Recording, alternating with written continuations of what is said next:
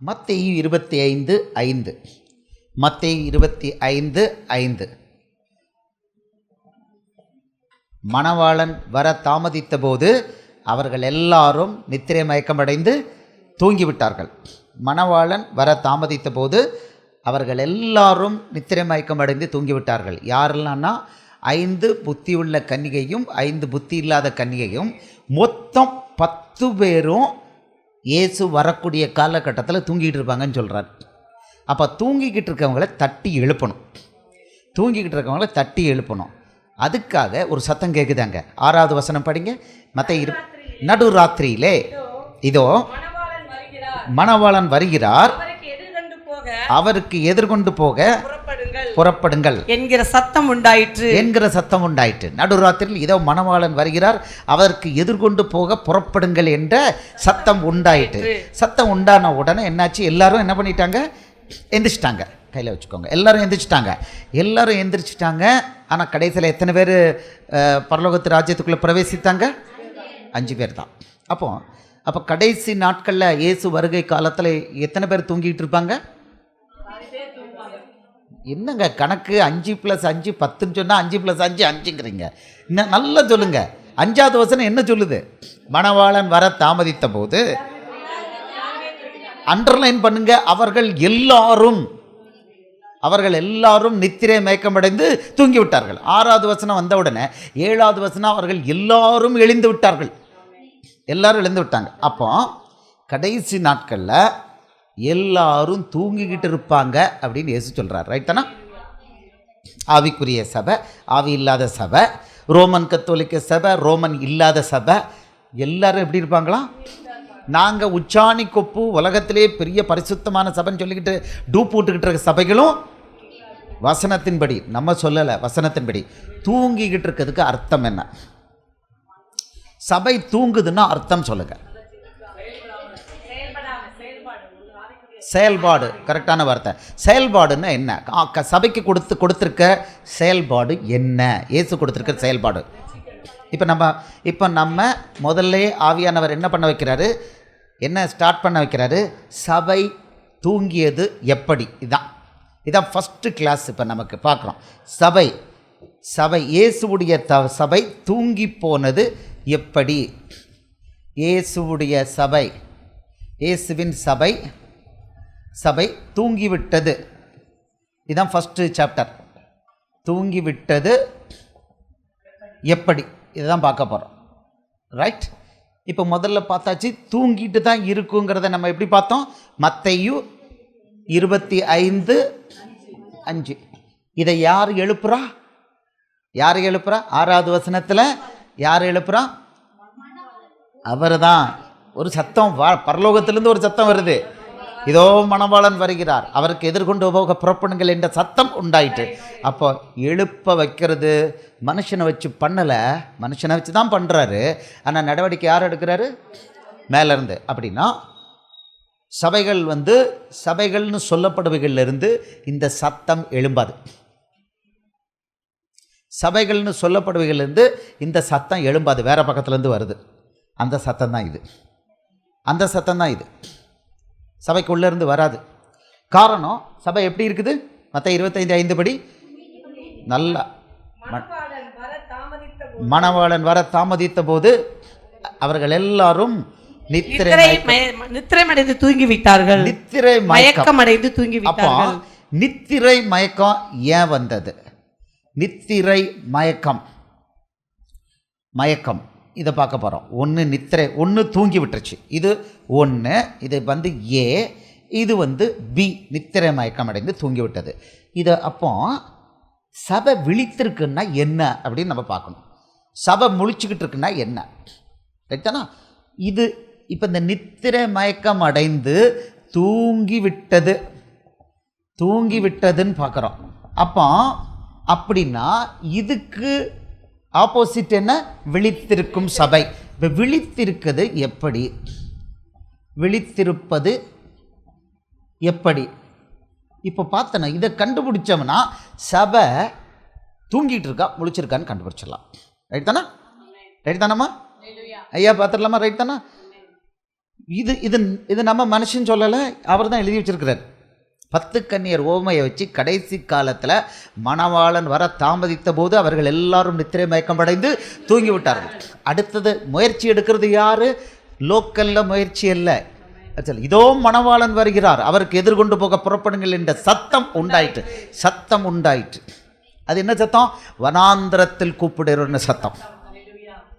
வனாந்தரத்தில் கூப்பிடுற சத்தம். பார்க்குறாரு மல்கியா 4வது அதிகாரம் 5, 6. கொஞ்சம் உங்களுக்கு ஒரு ஸ்டார்ட் அப் கொஞ்சம் கொடுத்துக்கிறேன், கொஞ்சம் டைம் எடுக்கும். மல்கியா 4, 5, 6 வசனங்களை சொல்றேன். இதோ கர்த்தருடைய பெரிதும் பயங்கரமுமான நாள் வருகிறதற்கு முன்னே நான் உங்களிடத்திற்கு எலியா தீர்க்கதரிசியை அனுப்புகிறேன். நான் வந்து பூமியை சங்காரத்தால் அடிக்காதபடிக்கு அவன் பிதாக்களுடைய இருதயத்தை பிள்ளைகளிடத்திற்கும் பிள்ளைகளுடைய இருதயத்தை அவர்கள் பிதாக்களிடத்திற்கும் திருப்புவான். இதுதான் இந்த சத்தம். இது யாரை பற்றி சொல்லப்பட்டிருக்கு? எலியா தீர்க்கதரிசியை குறித்து, எலியாவை குறித்து சொல்லப்பட்டிருக்கு. அப்போ கடைசி நாட்களில் அவர் என்ன பண்ணுறாரு? லோக்கல்ல இருந்து இல்லை, வனாந்தரத்திலேருந்து கொண்டு வராரு ஒரு சத்தம். அப்போ இந்த சத்தம் நம்ம சபைன்னு சொல்லப்படக்கூடிய இந்த கட்டுமானத்துக்குள்ளே இருந்தது வராது, வெளியிலேருந்து வரும். வெளியிலேருந்து வரும். ஏன் வரல? ஏன் சபைக்குள்ளேருந்து வரல? சபை என்ன கண்டிஷனில் இருக்குது? நித்திரை மயக்கம் அடைந்து தூங்கிட்டு இருக்கு. நம்ம சொல்லலை, ராஜா சொல்கிறார், எழுதி வச்சிருக்கிறார். ஸோ வெளியிலேருந்து கொண்டு வர்றார் அந்த சத்தம். 6வது வசனம் வெளியிலேருந்து தான் வருது. இந்த வசனத்துக்கு அர்த்தம் தான் அவர் கொடுக்குறாரு, மல்கியாலேருந்து கொடுக்குறாரு. வனாந்தரத்தில் கூப்பிடுகிறவனுடைய சத்தம். ஒரு தடவை வந்துட்டு போயாச்சு. ஒரு தடவை வந்துட்டு போயாச்சுன்னா அதோட முடிஞ்சதில்லை, மறுபடியும் வந்திருக்கு. மறுபடியும் ஒரு வருகைக்கு முன்னால் அந்த சத்தம் இப்போ கேட்குது. இந்த சத்தம் கேட்கும்போது என்ன ஆகுது? 6வது வசனம் எல்லாரும் விழிச்சுக்கிட்டாங்க, 7வது வசனம் விழிக்கிறாங்க. அதாவது விழிக்கிறது யாருன்னா எல்லா வகை கிறிஸ்தவர்களும் விழிக்கிறாங்க. நல்லா பார்த்துக்கோங்க. வசனம்படி 10க்கு 10 பேர் முழிச்சிருந்தாங்க. ஆவிக்குரிய சபை மட்டும்தான், பெந்தெகோஸ்தே சபை மட்டும்தான் விழிச்சிருக்குன்னு சொல்லலை. CSI, RC, சால்வேஷன் ஆர்மி அத்தனை பேர் முழிச்சுக்கிட்டாங்கன்னு வசனம் சொல்லுது. அப்படின்னா அந்த சத்தம் எவ்வளோ கடுமையாக இருக்கும் பாருங்கள், எவ்வளோ கடுமையாக இருக்கும் பாருங்கள். இந்த சத்தம் பயங்கரமான சத்தம் தான். இந்த சத்தம் கடுமையான சத்தம் தான். இந்த சத்தம் கேட்கும் பொழுது என்ன ஆகுது, என்ன நடந்ததுங்கிறத நம்ம பார்ப்போம். யோவான் மத்தேயு 3வது அதிகாரத்தை எடுத்துக்கோங்க. இங்கே நம்ம பார்க்குறோம், இவன் வந்து போய் இது பண்ணுறான், பிரசங்கம் பண்ணுறான். பிரசங்கம் பண்ண துவங்கின உடனே யார்? யோவான் ஸ்நானகன் பிரசங்கம் பண்ணுற துவங்கின உடனே 5வது வசனம் என்ன நடக்குதுன்னு பாருங்கள். மத்தேயு 3:5. அப்பொழுது எருசலேம் நகரத்தாரும் யூதேயா தேசத்தார் அனைவரும் யோர்தானுக்கு அடுத்த சுற்றுப்புறத்தார் யாவரும். இருங்க, நான் அதை படிக்கும்போது எப்படி படிக்கணும் நான் சொல்லித்தரேன். எப்படி படிக்கணும் பாருங்க. அதில் பாருங்க. அப்பொழுது எருசலேம் நகரத்தாரும் யூதேயா தேசத்தார் அனைவரும், அண்டர்லைன் பண்ண வேண்டியது அனைவரும், யோர்தானுக்கு அடுத்த சுற்றுப்புறத்தார் யாவரும் அவனிடத்திற்கு போய் தங்கள் பாவங்களை அறிக்கையிட்டு யோர்தான் நதியில் அவனால் ஞானஸ்நானம் பெற்றார்கள். அனைவரும் யாவரும். எப்படியா? அனைவரும், அதுக்கு அடுத்தது யாவரும். இவன் யாருங்க? இவர் கையில் 10,000 பேர் உள்ள சபை இருந்ததா? இல்லைன்னா இவர் கையில் எல்லாம் 4-5 டிவி கம்பெனி வச்சுருந்தாரா? அவன் வெட்டுக்கிளியும் காட்டுத்தேனும் சாப்பிட்டுக்கிட்டு இருந்த ஆள் பார்த்தா முக்கா பைத்தியம் இல்லை, பார்த்தா முழு பைத்தியம் மாதிரி இருக்கிற ஆள். ஒட்டக மயிர் வார்க்கச்சை கட்டிக்கிட்டு, அட்லீஸ்ட் நான் உங்களுக்கு ஜீன்ஸ் போடாமல், ஜீன்ஸ் எல்லாம் போட்டு வந்து சுவிசேஷம் சொல்லணும்னு தான் ஆசை. யோவான் ஸ்நானகன் மாதிரி என்ன வேடம் போட வேண்டாம். சாதாரணமாக, ஆமாம், அங்கே எல்லாம் போடணும்னு அவசியம் இல்லை. சாதாரணமாக லுங்கி போட்டுட்டு வந்து சொன்னாலே இந்த வசனம் வேலை பார்க்கும். ஏன்னா இது மனுஷ சித்தத்தினால கிடையாது, மனுஷனுடைய வல்லமையினால் கிடையாது, இது தேவ சித்தத்தில் நடக்கிறது. அல்லேலூயா. பாருங்க, அப்படி யாவரும் வந்தாங்க. இதுதான் இந்த கடைசி கால ஆவி. ஏன்னா இது எத்தனை பேருக்கு போய் சேரணும்? தூங்கிக்கிட்டு இருக்க அந்த 5 கன்னியரும் எழுப்பணும். தூங்கிக்கிட்டு இருக்க 5 கன்னியரையும் எழுப்பணும். முழிச்சு லைட்டாக தூங்கிக்கிட்டு இருக்கோம் இல்லை, ஆல்மோஸ்ட் நிரந்தர தூக்க மாதிரி இருக்கிற அந்த ஆட்களையும் அது எழுப்பணும். அது மாதிரி அந்த அளவுக்கு இந்த சத்தம் கேட்க துவங்குது. அல்லேலூயா. நிறைய கட்டுகள் வச்சுருக்குறாங்க. எங்கள் சபை கட்டை விட்டு எங்கள் பெர்மிஷன் இல்லாமல் வெளியில் போய் எதுவும் பேசிடக்கூடாது அப்படின்னு வச்சுருக்காங்க. இதெல்லாம் பைபிளில் எங்கேயுமே இல்லை. இதெல்லாம் மீறி இந்த சத்தம் கேட்குது. இதெல்லாம் மீறி சத்தம் கேட்டது மட்டும் இல்லாமல் அத்தனை பேர் விழிச்சுக்கிறாங்க. அப்படி பார்த்தா தூங்குறது என்ன அப்படிங்கிறது நமக்கு தெரியணும். சபை தூங்குறதுன்னா என்ன அப்படின்னு. சபை தூங்கி விட்டது. ஏன் எப்படி சபை தூங்கி விட்டது அப்படிங்கிறதுக்கு தெரிஞ்சாதான் நமக்கு இந்த 6வது வசனம் மத்தேயு 25:6 புரியும். சத்தம் கேட்டது, எல்லாரும் விழித்து கொண்டாங்க அப்படிங்கிறது அப்போ தான் புரியும். அல்லேலூயா. நாங்கள் தூங்கவே இல்லை, நாங்கள் ரொம்ப அலர்ட்டாக இருக்கிறோம், நாங்கள் ஜெபம் பண்ணுறோம், இது பண்ணுறோம் அப்படின்னா ஐ எம் சாரி. வசனம் சொல்லுது கடைசி நாட்களில் சபை தூங்கிக்கிட்டு தான் இருக்கும். சபைனா யார்? நீங்களே தேவனுடைய ஆலயம் இருக்கிறீர்கள். 1 கொரிந்தியர் 3:16-17. நீங்களும் நானும் தான் தேவனுடைய ஆலயம். சபைனா நம்ம தான். இந்த கூட்டமாக 4 பேர் சேர்ந்துட்டேன், எங்கே 2-3 பேர் என் நாமத்தினாலே கூடியிருக்கிறீர்களோ அதுதான் இயேசுவுடைய சபை. 2 பேர் வந்துட்டிங்கன்னா அதுதான் சபை. 2 பேர், ஒரு ஆள் இருந்த சபையில் 2 பேர் சேர்ந்துட்ட சபை முடிஞ்சு போச்சு. இதான். இப்போ இந்த 2 பேர் சேர்ந்தாலும் 5 பேர் சேர்ந்தாலும் 2000 பேர் சேர்ந்தாலும் எப்படி இருப்பாங்கன்னு சொல்கிறாரு? தூங்கி கொண்டிருப்பாங்க. அப்போ தூங்கி கொண்டிருக்கிறதுனா என்ன அப்படின்னா, விழித்திருக்கிறது என்ன அப்படிங்கிறத நம்ம கண்டுபிடிக்கணும். சபை விழித்திருக்கிறதுனா என்ன, கொஞ்சம் சொல்லுங்கள் பார்க்கலாம். சொல்லுங்கள். சபை விழித்திருக்கிறது, இயேசுவுடைய பிள்ளைகள் விழித்திருக்காங்க அப்படின்னா என்ன பண்ணுறது?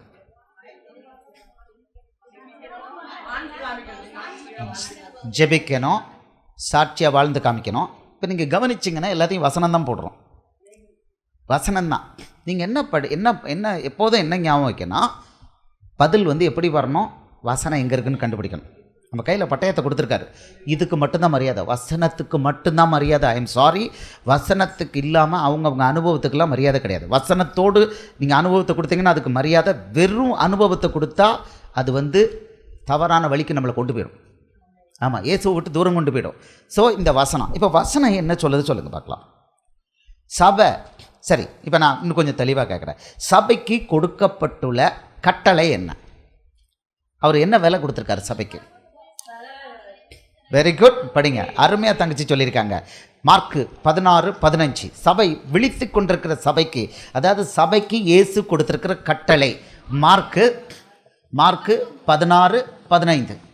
பின்பு அவர் அவர்களை நோக்கி நீங்கள் உலகமெங்கும் போய் சர்வ சிருஷ்டிக்கும் சுவிசேஷத்தை பிரசங்கியுங்கள். இதுதான் இப்போ அவர் கொடுத்திருக்க கட்டளை. இதே மத்தேயு 28:18-19-20 சொல்லியிருக்காரு. மத்தேயு 28:18-20 வசனம். சபை அப்பொழுது இயேசு சமீபத்தில் வந்து அவர்களை நோக்கி வானத்திலும் பூமியிலும் சகல அதிகாரமும் எனக்கு கொடுக்கப்பட்டிருக்கிறது. ஆகையால் நீங்கள் புறப்பட்டு போய் சகல ஜாதிகளையும் சீஷராக்கி பிதா குமாரன் பரிசுத்த ஆவியின் நாமத்தினாலே அவர்களுக்கு ஞானஸ்நானம் கொடுத்து நான் உங்களுக்கு கட்டளையிட்ட யாவையும் அவர்கள் கைக்கொள்ளும்படி அவர்களுக்கு உபதேசம் பண்ணுங்கள். இதோ உலகத்தின் முடிவு பரியந்தம் சகல நாட்களிலும் நான் உங்களோடனே கூட இருக்கிறேன் என்றார். ஆமென். இதுதான் இந்த வசனங்கள் தான் சபைக்கு அவர் கொடுத்திருக்கிற கட்டளை. ஒரு வேலை கொடுத்திருக்கார். தன்னுடைய சரீரமாகிய சபைக்கு, அவர் மணவாட்டி சபைக்கு அவர் கொடுத்திருக்கிற கட்டளை இதுதான். என்ன செய்யணும்? முதல்ல புறப்பட்டு போய் உலகமெங்கும் போகணும், சகல ஜாதிகளுக்கும் சுவிசேஷத்தை பிரசங்கம் பண்ணணும், அவர்களை சீஷராக்கணும், பிதா குமாரன் பரிசுத்தாவின் நாமத்தில் ஞானஸ்தானம் கொடுக்கணும். அப்போ ஒன்று, விழித்து கொண்டிருக்கிற சபைக்கு ஒன்று என்ன செய்யணும்? புறப்பட்டு போகணும். ரைட், புறப்பட்டு போகணும். ரெண்டாவது என்ன செய்யணும் சொல்லுங்க? சுவிசேஷத்தை அறிவிக்கணும். போய் கதை சொல்லக்கூடாது. சுவிசேஷம் எங்கே இருக்கு? பைபிளா? சுவிசேஷம் மத்தேயு, மார்க்கு, லூக்கா, யோவான்ல இருக்கிறது தான் சுவிசேஷம். அடுத்தது என்ன பண்ண சொல்லுங்க? சகல ஜாதிகளையும் சீஷராக்கணும். சீஷராக்குதல். நாலாவது ஞானஸ்நானம். அப்புறம் ஞானஸ்நானம் கொடுக்கணும். அடுத்தது என்ன பண்ணணும்? உபதேசனம். நான் உங்களுக்கு கட்டளையிட்ட யாவையும் அவர்கள் கை கொள்ளும்படி அவர்களுக்கு உபதேசம் பண்ணணும். அப்போ உபதேசம் என்ன பண்ணணும்? நல்லா ஞாபகம் வைக்கணும். இயேசு கொடுத்த கட்டளைகளை மட்டும் உபதேசம் பண்ணணும். நல்லா கவனமாக பார்த்துக்கோங்க. எதை உபதேசம் பண்ணுவீங்க? 20வது வசனத்தின்படி என்ன கட்டளைகளை? மோசே கட்டளைகளையா? நான் உங்களுக்கு கொடுத்த கட்டளைகள் யாவையும் அவர்களுக்கு உபதேசம். இயேசுவின் கட்டளைகளை உபதேசிக்கணும், கட்டளைகளை உபதேசம் பண்ணணும், வேற எதையும் உபதேசம் பண்ணக்கூடாது. ரைட்? இப்போ சொல்லுங்க, இப்போ நீங்கள் பார்த்தாச்சு, நீங்கள் தான் கொடுத்தீங்க இதெல்லாம் வசனத்திலேருந்து பார்த்து. இதுதானே சபைக்கு கொடுக்கப்பட்டுள்ளது. கொஞ்சம் கீழே இருக்க தெரியுதா? எல்லாருக்கும் தெரியுதா? ஆமாம், இதுதான் சபைக்கு கொடுக்கப்பட்டுள்ளது. ஒன்று, புறப்பட்டு போகணும். ரெண்டாவது, சுவிசேஷத்தை அறிவிக்கிற. சுவிசேஷத்துக்கு யாருக்கும் அறிவிப்பீங்க? ஏமா, உங்களுக்கு இயேசுவை பற்றி தெரியும், ஞானஸ்தானம் எடுத்தவங்க. உங்களுக்கு நான் சுவிசேஷம் சொல்லலாமா? இயேசுதான் மெய்யான தெய்வம், அவரை எந்தி வேறும் கிடையாது நான் சொல்லலாமா? பிரயோஜனமே இல்லை. அப்போ சுவிசேஷம் யாருக்கு அறிவிப்பீங்க? அவரை அறியாத சகல ஜாதிகளுக்கு தான் சுவிசேஷம். கைவைத்த எல்லையிலே சொல்லுவோமா? இல்லையா? சுவிசேஷத்தை போய் சபைக்குள்ள யாரும் பிரசங்கம் பண்ண போகிறதில்ல. இங்கே நான் உங்களுக்கு சொல்லிக் கொடுக்குறேன், கற்றுக் கொடுக்குறேன், டீச்சிங். இங்கே சுவிசேஷமாக சொல்லிக் கொடுக்குறேன். இதுக்கு பேர் கற்றுக் கொடுக்குறது, டீச்சிங். உங்களை அடுத்த லெவலுக்கு அவர் சொல்கிறார். நான் உங்களுக்கு கட்டளையிட்ட யாவையும் அவர்கள் கை கொள்ளும்படி அவர்களுக்கு உபதேசம் பண்ணுங்கள். அது அப்படி சைக்கிளாக ஒன்று அப்படியே போய்கிட்டே இருக்கணும். இதான் இப்போ இதை பார்க்க போகிறோம். இப்போ இதை சபை புறப்பட்டு போகுதா? சபைனை நீங்களும் நானும் புறப்பட்டு போகிறோமா? எதுக்கு? இயேசுவை அறியாதவங்களுக்கு சுவிசேஷம் சொல்கிறதுக்கு. அடுத்தது, அவங்கள சீஷர் ஆக்குறோமா? சீஷன் யார் தெரியுமா? சீஷன் யார்? இல்லை, எல்லாம் குருவோட அடிகளை பின்பற்றணும். எல்லாம் அழகழகாக வார்த்தைகளை சொல்கிறீங்க. வசனம் சொல்லணும். ரைட், பாருங்கள், சீஷன் யார் அப்படிங்கிறத இப்போ நான் இங்கே போடுறேன். சீஷன் யார்? யோவான் 8வது அதிகாரம் 31வது வசனம். யோவான் 8:31. யோவான் 8:31 சீஷனுக்கு இலக்கணம் 1. யோவான் 8:31. இயேசு தம்மை விசுவாசித்த யூதர்களை நோக்கி, நீங்கள் என் உபதேசத்தில் நிலைத்திருந்தால் மெய்யாகவே என் சீஷராய் இருப்பீர்கள். என் உபதேசத்தில் நிலைத்திருந்தால் மெய்யாகவே என் சீஷராய் இருப்பீர்கள். இது எங்கேயாவது இந்த சபையோட உபதேசம், இந்த பாஸ்டரோட உபதேசம் சொல்லியிருக்காரா? இல்லை மோசையோட உபதேசம், தாவீது சாலமோனோட உபதேசம் சொல்லியிருக்காரா? சொல்லலை. கிளியராக சொல்லியிருக்காரு. அண்டர்லைன் பண்ண வேண்டியது என் உபதேசத்தில். இயேசுவுடைய உபதேசம் எதெல்லாம் இருக்குது? ஆதியாமத்தில் இருக்கா? மத்தேயு, மார்க்கு, லூக்கா, யோவான். வானத்திலேருந்து இறங்கி வந்து கொடுத்துருக்காரு. மத்தேயு, மார்க்கு, லூக்கா, யோவான். என் உபதேசத்தில் நிலைத்திருந்தால் நீங்கள் என் சீஷராயிருப்பீர்கள். அப்படிங்கிற முதல்ல கண்டிஷன் என்ன? சீஷராகிறதுக்கு இயேசுவுடைய உபதேசத்தில் நிலைத்திருக்கணும். அப்புறம் நீங்களும் நானும் என்ன கற்றுக் கொடுக்கணும்? இயேசுவுடைய உபதேசத்தை மட்டும்தான் கற்றுக் கொடுக்கணும். கதை விடக்கூடாது. ஆதியாமத்தில் போயிட்டு பெரிய பைபிள் ஸ்டடி நடத்தக்கூடாது. சங்கீத புஸ்தகத்தில் பைபிள் ஸ்டடி நடத்தக்கூடாது. நீதிமொழிகளில் இல்லை. இயேசுவோட உபதேசம் நீதிமொழிகளில் கிடையாது. ஏசாயா புத்தகத்திலையும் கிடையாது. எரேமியாலையும் கிடையாது. இயேசுவுடைய உபதேசம் எதில் இருக்குதுங்க? மத்தேயு, மார்க்கு, லூக்கா, யோவான் 4 புஸ்தகத்தில் தான் இருக்குது. இதில் தான் இருக்குது. இதுதான் நமக்கு என்னது? பைபிள். உண்மையான பைபிள் மத்தேயு, மார்க்கு, லூக்கா, யோவான். அதுதான் 99%. அதை தான் கட்டளையை கற்றுக் கொடுங்கன்னு சொல்லியிருக்கார தவிர மோசையோட கட்டளையில் கற்றுக் கொடுக்க சொல்லலை. அப்போ இந்த கட்டளைகளில் கற்றுக்கொண்டு நிலைத்திருக்கணும். சத்துருக்களை சிநேகிக்கணும். நீங்கள் பூமிக்கு உப்பாயிருக்கிறீர்கள், நீங்கள் உலகத்துக்கு வெளிச்சமாயிருக்கிறீர்கள். நல்ல கனி கொடாத மரமெல்லாம் வெட்டுண்டு அக்கினியிலே போடப்படும். போட்ட விதை 30, 60, 100 பலன் தரணும். நீங்கள் நல்ல விதையா சூத்த விதையா எழுதி வச்சிருக்கிறாரு. எல்லாம் அங்கே தான் எழுதி வச்சிருக்காரு. இயேசு தான் சொல்லி வச்சிருக்காரு. அவர் கொடுத்த கட்டளைகளில் எப்படி இருக்கணுமா? நிலைத்திருக்கணும். அவன் தான் சீஷன். அடுத்தது பாருங்கள், யோவான் 15:8. சீஷனுக்கு 2வது இலக்கணம். நீங்கள் மிகுந்த கனிகளை கொடுப்பதினால் என் பிதா மகிமைப்படுவார். எனக்கு சீஷராய் இருப்பீர்கள். அப்ப மிகுந்த கனிகளை கொடுக்கணும். கனினா என்னதுங்க? அழகா சொல்லிட்டாங்க. ஆத்துமா. அவர் என்ன சொல்லியிருக்கார்? நீங்கள் புறப்பட்டு போய் சகல ஜாதிகளையும் சீஷராக்குங்க. சீஷர்கள் தான் கனி. ஞானஸ்தானம் கொடுத்துட்டீங்கன்னா கனி ஒன்று கையில் கிடைச்சாச்சு. ஞானஸ்தானம் கொடுத்துட்டா கனி ஒன்று கையில் கிடைச்சாச்சு. ஆமாம். அப்போ கொடுக்கல, கனி கிடையாது. அப்போ மிகுந்த கனிகளை கொடுக்கணும். மிகுந்த ஆத்துமா தான் போய் தண்ணியில் முங்கி ஞானஸ்தானம் கொடுக்கணும். நிறைய பேருக்கு மிகுந்த கனிகள் 1 2. நான் 1989 ஒருத்தருக்கு ஞானஸ்தானம் கொடுத்தேன். அதுக்கு பிறகு செத்து போயிட்டியா? ஐயோ, நான் பெண் எப்படி ஞானஸ்தானம் கொடுக்கலாம்? பெண்ணுக்கு ஞானஸ்தானம் கொடுக்கக்கூடாதுன்னு எங்கேயாவது எழுதியிருக்கா? பைபிளில் எங்கேயாவது எழுதியிருக்கா? இதெல்லாம் கொஞ்சம் பார்ப்போம். பெண்கள் ஞானஸ்தானம் கொடுக்கலாமா, போதகம் பண்ணலாமா, இதெல்லாம் கொஞ்சம் நம்ம பின்னால் பார்க்கலாம், வசனங்களில் பார்க்கலாம். அப்போ மிகுந்த கனிகள் கொடுக்கணும். ஆண்களுக்கும் பெண்களுக்கும் ஈக்குவல். ஆண்களும் பெண்களும் புதிய ஏற்பாட்டில் ஈக்குவல். ஆமாம், கலாத்தியர் 3 அதிகாரம் 28வது வசனம். கிறிஸ்துவுக்குள்ள யூதன் என்றும் என்ற கிரேக்கன் என்றும் அல்ல, ஆண் என்றும் பெண் என்றும் அல்ல, நீங்கள் எல்லாரும் கிறிஸ்துவுக்குள் ஒன்றாக இருக்கிறீர்கள். அப்போ பெண்களும் ஒன்றாக இருக்குங்க. இதை வச்சு கொஞ்சம் டீட்டெயிலாக வேணால் அடுத்தது பார்க்கலாம். இப்போ ரெஸ்ட்ரிக்ட் பண்ணுவோம். இதில் சபை முழிச்சிருக்கா தூங்கியிருக்காங்கிறத ஃபஸ்ட்டு பார்க்குறோம். இப்போ ஃபஸ்ட்டு சீஷன் ஆக்கிறதுல என்ன? ஒன்று, அவருடைய உபதேசத்தில் நிலைத்திருக்கணும். 1% 2%, 100%. 100% இயேசுடைய உபதேசத்தில் நிலைத்திருக்கணும். ரைட் தானா? இப்போ இந்த உபதேசத்தில் யாராவது சபை போதகர் நாங்கள் போட்ட கட்டுப்பாட்டுக்குள்ளே தான் இருக்குன்னு சொன்னால் அது இயேசுடைய திட்டமா? கிடையாது. அது மனுஷனுடைய உபதேசம். அதில் கட்டுப்பட்டு இருந்தோம்னா நம்ம மனுஷனுக்கு தான் சீஷன், இயேசுவுக்கு அல்ல. ரொம்ப தெளிவாக புரிஞ்சுக்கணும். அடுத்தது பாருங்கள், 3வது ஒன்று சொல்கிறாரு. யோவான் 13:34, 35. யோவான் 13:34, 35. நீங்கள் ஒருவரில் ஒருவர் அன்பாயிருங்கள். நான் உங்களில் அன்பாயிருந்தது போல நீங்களும் ஒருவரில் ஒருவர் அன்பாயிருங்கள் என்கிற புதிதான கட்டளையை உங்களுக்கு கொடுக்கிறேன். புதிதான கட்டளையாங்க. அப்படின்னா இந்த புதிதான கட்டளை பழைய ஏற்பாட்டில் இருக்குமா?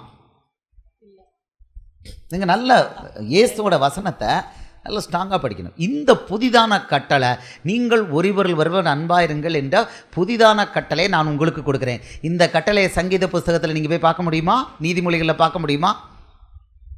சொல்லுங்கள். அப்போ சங்கீத நீதிமொழிகள் படித்தா என்ன பண்ணுறோம்? நம்ம சங்கீத நீதிமொழிகளே படிச்சுக்கிட்டு இருந்தால் நம்ம யார்? நமக்கும் இயேசுவுக்கும் சம்பந்தமே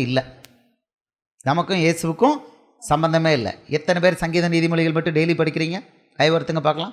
நான் சங்கீதம் நீதிமொழிகள் தான் நிறைய படிக்கிறேங்கிறவங்க கை வருத்துங்க. உண்மையிலே பண்ணுவோம். நம்ம பார்ப்போம் என்ன இருக்குன்னு. பாருங்கள், 1 2 உண்மையாக சொல்லுங்கங்க. நிறைய பேர் இருக்குன்னு 90% இருக்கணும். நீங்கள் நான் டெய்லி சங்கீதம் காலையில் 1 சாயந்தரம் 1 படிக்கிறேன் அப்படிங்கிறவங்க எத்தனை பேர் பார்க்குறாரு? நல்ல கை வைத்துங்க பார்ப்போம். நம்பர் பார்ப்போம். கர்த்தருக்கு ஸ்தோத்திரம். 4 4 5 6 7 8 9 பேர் உண்மையை சொல்கிறீங்க. 10 பேர் உண்மையை சொல்கிறீங்க, மற்றவங்க உண்மையை சொல்ல மாட்டேங்கிங்க. அவ்வளோதான். நிலைமை என்னன்னா, எல்லாரும் படிக்கிறது 90% படிக்கிறது எது படிக்கிறாங்க? சங்கீதம் தான் படிக்கிறாங்க. 91வது சங்கீதம் படிக்கிறாங்க, 23வது 24வது சங்கீதம் படிக்கிறாங்க, 128வது சங்கீதம் படிக்கிறாங்க, வரிசையாக படிக்கிறாங்க. இது நமக்கு இயேசுவா தான் படிங்கன்னு சொல்லியிருக்காரு, சங்கீதம் படிங்கன்னு சொல்லியிருக்காரா? நான் உங்களுக்கு கட்டளையிட்ட யாவையும் அவர்கள் கை கொள்ளும்படி அவர்களுக்கு உபதேசம் பண்ணுங்கள். கிளியராக கொடுத்துருக்காரு. அவருடைய கட்டளையில் நிலை நிற்கிறவன் தான் எப்படியா? கண்மலையில் அஸ்திபாரம் போடப்பட்ட வீடு. மற்ற 7 அழகாக சொல்கிறாரு. கண்மலையில் அஸ்திபாரம் போடப்பட்ட வீடுங்கிறார். அல்லேலூயா. அடுத்தது மிகுந்த கனிகளை கொடுக்கணுன்ட்டாரு. அடுத்தது இங்கே சொல்கிறாரு, நீங்கள் ஒருவர் அன்பாயிருந்தால் மற்றவர்கள் அதை பார்த்து நீங்கள் என்னுடைய சீஷர்கள் என்று அறிந்து கொள்வார்கள். இதை நீங்கள் ஒருவர் அன்பாயிருங்கள் என்கிற புதிதான கட்டளையை நான் உங்களுக்கு கொடுக்கிறேன். புதிதான கட்டளை பழைய ஏற்பாட்டில் கிடையாது. பழைய ஏற்பாட்டுக்கும் புதிய ஏற்பாட்டுக்கும் மெயின் வித்தியாசம் இந்த வசனம். அடுத்தது சொல்கிறாரு, பழைய ஏற்பாட்டில் இல்லாது சொல்கிறாரு. மார்க்கு 12:31 2வது கட்டளையை கொடுக்குறாரு. மார்க்கு 12:31 சொல்கிறாரு, இதற்கு ஒப்பாயிருக்கிற கற்பனை என்னவென்றால் உன்னிடத்தில் நீ அன்பு கூறுவது போல் பிறனிடத்திலும் அன்பு கூறுவாயாக என்பதே. இவைகளிலும் பெரிய கற்பனை வேறொன்றும் இல்லை. அப்போ 2 கற்பனை கொடுத்திருக்காரு இயேசு. இந்த கற்பனை தான். அதில் முதல்ல ஒரு 30வது வசனத்தில் ஒரு கற்பனை கொடுத்திருக்காரு. உன் தேவனாகிய கர்த்தர் இடத்தில் முழு இருதயத்தோடும் முழு ஆத்மாவோடும் முழு பலத்தோடும் முழு அன்பு கூர்வாயகன் கொடுத்துருக்காரு. இது பழைய ஏற்பாட்டில் இருக்குது. ஆனால் பழைய ஏற்பாட்டில் இல்லாத புதிதான கற்பனை ஒன்று தான் புதிய ஏற்பாட்டுக்கு ஆட் பண்ணியிருக்காரு. இதுதான் உன்னை நேசிக்கிறத போல பிறனை நேசி. அதைத்தான் சீஷர்களுக்கு இன்னும் எக்ஸ்பேண்ட் பண்ணி கொடுத்துருக்காரு. என்னுடைய சீஷன் ஒருத்தருக்கு ஒருத்தர் நேசமாக பாசமாக இருப்பாங்க, அதை பார்த்து மற்றவன் நீங்கள் என்னுடைய சீஷர்னு அறிந்து கொள்வாங்கன்னு எழுதியிருக்கார். இவ்வளோ தெளிவாக கொடுத்துருக்கார். அப்போ இப்போ சில சபைகள் வேறு யாரோடையுமே கலக்க மாட்டேக்காங்க. உதாரணத்துக்கு எடுத்துக்கிட்டுங்க, சிபிஎம் டிபிஎம்னு சொல்லுவாங்க. அது என்ன, த பெந்தைகோஸ்தே சபைன்னு, சிலோன் பெந்தைகோஸ்தே சபை. இவங்க மற்றவங்களோட கலவ மாட்டாங்க. நாங்கள் ரொம்ப ரொம்ப பரிசுத்தமானவங்க. இவங்க யாருக்கு விரோதி? இயேசுவுக்கு விரோதி இவங்க. அல்லேலூயா. நீங்களும் ரோமன் கத்தோலிக்கர்கள் கூட நாங்கள் பழக மாட்டோம், சிஎஸ்ஐக்காரன் பழக மாட்டோம், சிஎஸ்ஐக்காரன் பெந்தைகோஸ்தே பழக மாட்டோம் அப்படின்னா நம்ம யாருக்கு விரோதி? இயேசுவுக்கு விரோதி. கேட்டாங்க ஒருத்தருக்கு, ரொம்ப ரொம்ப எல்லாம் நல்லா இருக்குது, ஆனால் இந்த டிபிஎம்காரங்க யாரும் பரலோகத்துக்கு போகிறது கஷ்டம்னு இவர் சொல்கிறாரு, அது எப்படி எனக்கு புரிய மாட்டேங்க. ஐயா, வசனம் தான் ஐயா, நான் சொல்லலை.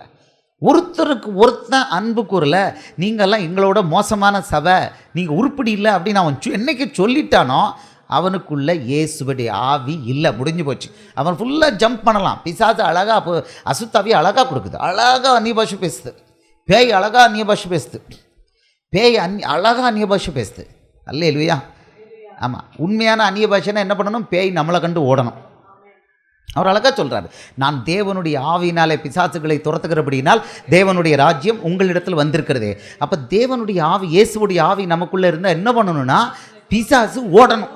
பிசாசு ஓட மாட்டேங்குன்னா நமக்குள்ளே இருக்கிற ஆவியை கொஞ்சம் டவுட் பண்ணி செக் பண்ணி பார்க்கணும். அது என்ன ஆவி, இயேசுடைய ஆவியா மற்ற ஆவியான்னு செக் பண்ணி பார்க்கணும். இன்றைக்கி எல்லாத்தையும் த்ரெட்டு வர கிழிச்சு பார்க்க போகிறோம். சகோதரி சிரிக்கிறாங்க, ஸ்மைல் பண்ணுறாங்க. எல்லாத்தையும் கிழிச்சு உள்ளுக்குள்ளே என்ன துணி போட்டிருக்கான், ஃபாரின் துணியா இந்திய துணியா, என்ன நூல் போட்டிருக்கான், எல்லாத்தையும் செக் பண்ணி பார்க்க போகிறோம். நமக்குள்ளே இருக்கிற ஆவி இயேசுடைய ஆவியா இல்லைன்னா வேறு ஏதாவது சொல்லப்படாத ஒரு ஆவியா அப்படிங்கிறத செக் பண்ணி பார்க்கணும். அல்லேலூயா. கொஞ்சம் கஷ்டமாக தான் இருக்கும், என்ன பண்ணுறது, ரைட் தானா? அப்போ எங்கேயா நம்ம பாருங்கள், இயேசு யாரையும் நியாயம் தீர்க்காதீங்கன்னு சொல்லியிருக்காரு. நம்ம யாரையும் நியாயம் தீர்க்கக்கூடாது. சிபிஎம்காரங்க பரலோகம் போக மாட்டாங்க, அது நம்ம சொல்ல முடியாது. ஆனால் என்ன சொல்லலைன்னா, சிபிஎம்காரங்க பரலோகம் போவாங்களா, இந்த வசனத்தை வைத்து நிதானித்து பாருங்கள். வசனத்தை காமிச்சு இந்த வசனத்தின்படி இல்லை அப்படின்னா நீங்களே நிதானித்து பாருங்கள் அப்படிங்கிறது. இதுக்கு பேர் என்னன்னா டிசர்னிங், பகுத்தறிகிறது. கொடுத்துருக்காரு, பகுத்தறிகிற பண்ணோம். எல்லாத்தையும் ஆராய்ந்து பாங்க, பகுத்தறிய சொல்கிறார். என்ன சொல்கிறார்? பாம்பை போல வினவுள்ளவர்களார். சும்மனத்துக்கும் போய் அவன் புறாவை போல கபடுள்ளவர்களாக இருக்கணும், ஆனால் எப்படி இருக்கணுமா? பாம்பை போல வினவுல. எதுக்கு அப்போ வினா கொஸ்டின் பண்ணுறது தப்பு இல்லை, கேள்வி வினா எழுப்புறது தப்பில்லை. எதை வச்சு வினா எழுப்பணும்? கரெக்ட், வேத வசனம். எது? சங்கீத புஸ்தகத்தின் அடிப்படையில் தானே. இயேசு என்ன சொல்லியிருக்காரோ அதை வச்சு உரசி பார்க்கணும். இன்னைக்கு சபை தூங்கிடுச்சுன்னா, ஒரு ஆள் தூங்கிட்டானா உயிரோடு இருக்கிறானா இயேசுவுக்குள்ள, ஒரு பெண்ணு உயிரோடு இருக்கிறாளா செத்துட்டாளா அப்படிங்கிறத எதை வச்சு உரசி பார்க்கணும்? இயேசு கொடுத்துருக்கிற கட்டளைகளை வச்சு உரசி பார்க்கணும். அந்த உரசி பார்த்ததில் இந்த அன்பு காமிக்க மாட்டேக்காங்க, கதை வடிச்சுக்கிட்டு இவங்களே இருந்து எப்போதும் ப்ரே பண்ணிக்கிட்டு இருக்காங்கன்னா, அவர் அப்படியே சொல்லியிருக்கிறாரு, நீங்கள் புறப்பட்டு போய் அப்படின்னு இருக்கார். அடுத்தது சொல்கிறாரு, எல்லாரையும் நேசிங்க, எல்லாத்தையும் நேசிக்கணும். ஆமாம், எல்லாத்தையும் நேசிக்கணும். அவர் பாவிகளோடு ஆயக்காரரோடு தான் உட்காந்து போஜனம் பண்ணிக்கிட்டே இருந்தார். சொன்னார், வியாதி உள்ளவனுக்கு தான் வைத்தியம் தேவைப்படுதே தவிர வியாதி இல்லாதவனுக்கு எதுக்கியா வைத்தியம்னார். க்ளீனாக டீச்சர் இதெல்லாம் எதுக்கு சொல்லியிருக்காரு? இதெல்லாம் கட்டளைகள், நமக்கு கட்டளைகள். இதெல்லாம் நம்ம யார் கூட போய் குழாவிக்கிட்டு இருக்கணும்? அவனோட போய் எடுத்து அவனை பிடிச்சி உள்ளே கொண்டு வரணும். குழாவிக்கிட்டு இருக்கணும், அவன்கிட்ட கொஞ்சிக்கிட்டு அவனோட தண்ணி அடிச்சுட்டு போயிடக்கூடாது. அவன் கூட போய் பார்த்து அவனை என்ன பண்ணணும்? இயேசுவுக்குள்ளே இழுத்துக்கிட்டு வரணும். இயேசு இழுத்தாரு, தன் பக்கம் இழுத்தார். இன்றைக்கி உலகம் முழுக்க இன்றைக்கி நம்ம சீஷர்களாக இருக்கிறோம், மாறி இருக்கிறோம். அவர் சிலுவையில் வாங்கி கொடுத்தது. அவர் மட்டும் பாவிகளோடு போய் அவங்களோட போஜனம் பண்ணி அவங்கள நேசிக்கலைன்னா இன்றைக்கி நம்ம வந்திருக்க முடியுமா? இயேசுவுக்குள்ளே நம்மளை ரட்சிக்கிறதுக்கு என்ன அனுப்புனார்? ஒரு சீஷனை எங்கே அனுப்புனார்? தோமாவை இந்தியாவுக்கு அனுப்ப போய் இன்றைக்கி நம்ம கிறிஸ்தவர்களாக இருக்கோம். ஆனால் நம்ம இங்கேருந்து வட இந்தியாவுக்கு சீஷர்களை அனுப்புனோமா? யார் காரணம்? நல்லா பாருங்கள், நீங்களா நல்லா செக் பண்ணி பாருங்கள். சபை செத்து போயிட்டு அப்படிங்கிறதுக்கு நமக்கு இப்போ இயேசு கண்களை திறக்க வைக்க, செத்து போயிட்டா உயிரோடு இருக்கா, செத்து போயிட்டு நம்ம என்ன பண்ண முடியாது, முடிவெடுக்க முடியாது. செத்து போயிட்டு நம்ம முடிவெடுக்க முடியாது. செத்து போயிட்டா உயிரோடு இருக்கா அப்படி நிதானிச்சு பார்க்கணும், தெரிஞ்சிடும் மேட்ரு. வசனத்துக்கு உள்ளே இருந்தால் உயிரோடு இருக்குது, வசனத்துக்கு வெளியில் இருந்துன்னா உயிரோடு இல்லை. இப்படி தான் நம்மளே நிதானிச்சு பார்க்கணும். ஜட்ஜ்மெண்ட்டை வந்து கொடுக்க வேண்டியதில்லை. நம்ம நிதானிச்சு பார்த்துட்டு அப்புறம் செத்து போயிட்டுனா அதுக்குள்ளே போய் உட்காந்தோன்னா நம்மளை போல் செத்த ஆள் வேறு யாராவது இருக்க முடியுமா? சொல்லுங்கள். செத்து போன இடத்துல நான் போய் உட்காந்துருந்தேன்ப்பா, உனக்கு ஒரு ஆளை, ஒரு யோவானின் ஆவியோட ஒரு ஆளை அனுப்பி செத்து போயிட்டுன்னு அழகாக போட்டு A to Z இல்லை, பல்ஸ் இல்லை, பிபி இல்லை, ஒன்றுமே இல்லை, எந்திரிக்க மாட்டேக்கு, படுத்த படுக்கை அப்படியே கிடக்குது, 25 வருஷம் அப்படியே கிடக்குது, எந்திரிக்கவே மாட்டேக்குன்னா அப்போ என்ன பண்ணணும்? அதை கொண்டு போய் என்ன பண்ணணும்? நல்ல ஒரு பாடையில் வச்சு கொண்டு போய் என்ன பண்ணணும்? குழியில் ஒன்று போடணும். கவர்மெண்ட் கிரிமேஷன் ஷெட் இருக்குது, அதில் போட்டு எரிச்சிடணும். ஆனால் அப்படி பண்ணதுக்கு போயிட்டு அதோட இவ்வளவு சொல்லிக் கொடுத்த பிறகு நம்ம போய் அதில் போய் உட்கார்ந்தோம்னா அப்போ என்னாச்சு? செத்தவர்களோடு நாமும் செத்தவர்களாக மாறிக்கொண்டிருக்கோம். அப்படி தான் இருக்கிறோம், அப்படியே தொடருவோம். ரைட் தானா? சத்தியத்தை க்ளீனாக புரிஞ்சுக்கணும். செத்தவர்களோடு இருக்கக்கூடாதுன்னு சொல்கிறார். செத்தவர்களோடு இருக்கக்கூடாது. இருந்தால் என்னன்னா அவன் பண்ணுற அக்கிரமத்துக்கெல்லாம் யார் காரணம்? நம்மளும் உடந்த. 2 யோவான் 10வது அதிகாரம் 11வது வசனம். 2 யோவான் 10:11 வசனம். அவன் பண்ணுற எல்லா அநியாய அக்கிரமங்களுக்கும் நம்மளும் காரணம் அப்படிங்கிறார். படிங்க 2 யோவான் 10:11. யாராவது எடுத்த டக்கு. ஒருவன் உங்களிடத்தில் வந்து இந்த உபதேசத்தை கொண்டு வராமல் இருந்தால் அவனை உங்கள் வீட்டில் ஏற்றுக்கொள்ளாமலும் அவனுக்கு பிரைஸ் தி லார்ட், வாழ்த்துதல் சொல்லக்கூடாது, பிரைஸ் தி லார்ட் சொல்லக்கூடாது, கர்த்தருக்கு ஸ்தோத்திரம் சொல்லக்கூடாது, அவனுக்கு சொல்லக்கூடாது. அவனுக்கு வாழ்த்துதல் சொல்லுகிறவன் அவனுடைய துர்க்கைகளுக்கும் பங்குள்ளவனாக இருக்கிறான். அப்போ செத்து போன ஒரு இடத்துல போய் உட்காந்துக்கிட்டு இங்கே இயேசு எப்படி வந்து ரிவைவலை கொண்டு வந்துடுவார்? எப்போ அது 25 வருஷமாக செத்து போயிட்டுன்னா எங்கேருந்து ரிவைவல் கொண்டு வருவார்? முடியாது. ஆமாம், கவனமாக இருக்கணும். இப்போ பாருங்கள், சீஷர்களை உருவாக்குறங்கிறாரு. சீஷனுக்குள்ள இலக்கணம் நல்ல உங்களுக்கு சில உதாரணங்களை கொடுக்குறேன். 2 நாட்களுக்கு முன்னால் ஒரு போதகர்கள் பெரும்பாலாக இருக்கிற ஒரு கூட்டத்தில், ஒரு வாட்ஸ்அப் குழுவில் சீஷர்கள், அவருக்கு ஒரு பாஸ்டருக்கு என் மேலே கோபமாக சொன்னார்.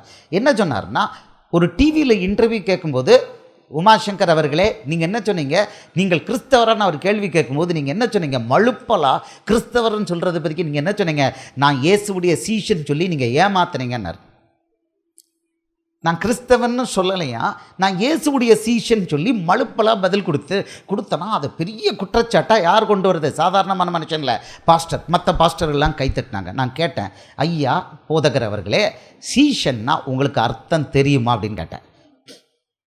அல்லேலூயா. சீஷன்னா உங்களுக்கு அர்த்தம் தெரியுமா சொல்லுங்கள். சீஷருக்குள்ள இலக்கணம் என்ன அப்படின்னு நான் கேட்டேன். ஒருத்தராலும் பதில் கொடுக்க முடியல.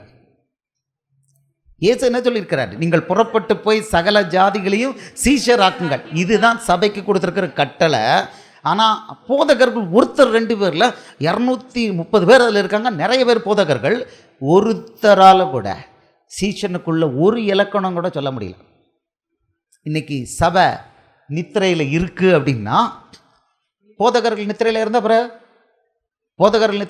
பிறகு யார் இருப்பான்? லூக்கா 6:39. குருடனுக்கு வழிகாட்ட முடியுமா? 2 பேரும் குழியில் விழுவாங்க. நல்லா புரிஞ்சுக்கோங்க. உங்கள் போதகர்கிட்ட என்ன இருக்குதோ, ஆவி இருக்குதோ, அந்த ஆவி தான் உங்களுக்குள்ளே இருக்கும். அதுக்கு மேலே இருக்கவே செய்யாது, அதுக்கு கீழே தான் இருக்கும். அப்போ இது இயேசு சொன்னது, நான் சொல்லலை. குருடனுக்கு வழி நடத்த முடியுமா? அவரே குருடாக இருக்கிறார். சீஷன்னா என்னன்னே அவங்களுக்கு தெரியல. இவங்க எப்படி இயேசுவுடைய பிள்ளைகளை வழி நடத்துவாங்க பாருங்கள். 3 இலக்கணம் நான் சொல்லியிருக்கேன். அப்புறம் இந்த 3 இலக்கணத்தை கடன் டைப் பண்ணி சொன்னேன். ஒருத்தராலும் முடியல. அடுத்தது, சீஷனுக்கு இருக்கக்கூடாத 3 இலக்கணம் இருக்குது அப்படின்னு ஒருத்தராலும் நான் கொடுத்தேன். 30 செகண்ட் உங்களுக்கு டைம் பாஸ்டர்ஸுக்கு அப்படின்னு. சீஷனுக்கு இருக்கக்கூடாத இலக்கணம் என்ன அப்படின்னு கேட்டால் ஒருத்தராலையும் ஒன்றும் சொல்ல முடியல. லூக்கா 14வது அதிகாரம் 26வது வசனம். லூக்கா 14:26. யாதொருவன் என்னிடத்தில் வந்து தன் தகப்பனையும் தாயையும் மனைவியையும் பிள்ளைகளையும் சகோதரரையும் சகோதரிகளையும் தன் ஜீவனையும் வெறுக்காவிட்டால் எனக்கு சீசனாய் இருக்க மாட்டான். போதும். பார்த்தீங்களா? யாதொருவன் இடத்தினது தன் தகப்பனையும் தாயையும் சகோதரனையும் சகோதரியும் மகனையும் மகளையும் மனைவியும் தன் ஜீவனையும் வெறுக்காவிட்டால் எனக்கு சீஷனாக இருக்க மாட்டான். அப்போ சீஷன் எவ்வளோ பெரிய ஆள் பாருங்கள். சீஷன் எவ்வளோ பெரிய ஆள். அவர் என்னை குற்றப்படுத்தினது எது? நான் கிறிஸ்தவன்னு சொல்லலை அப்படின்னு என் மேலே கடுமையான குற்றச்சாட்டு. நான் மாட்டிக்கிட்டேன் அப்படின்னு நினச்சிட்டாரு. அவருக்கு சீஷன், இயேசுவின் சீஷன் அப்படிங்கிறதுக்கு அர்த்தமே தெரியாதனால சொல்லிட்டார். இயேசுடைய சீஷன் யாருன்னு பார்த்தீங்க?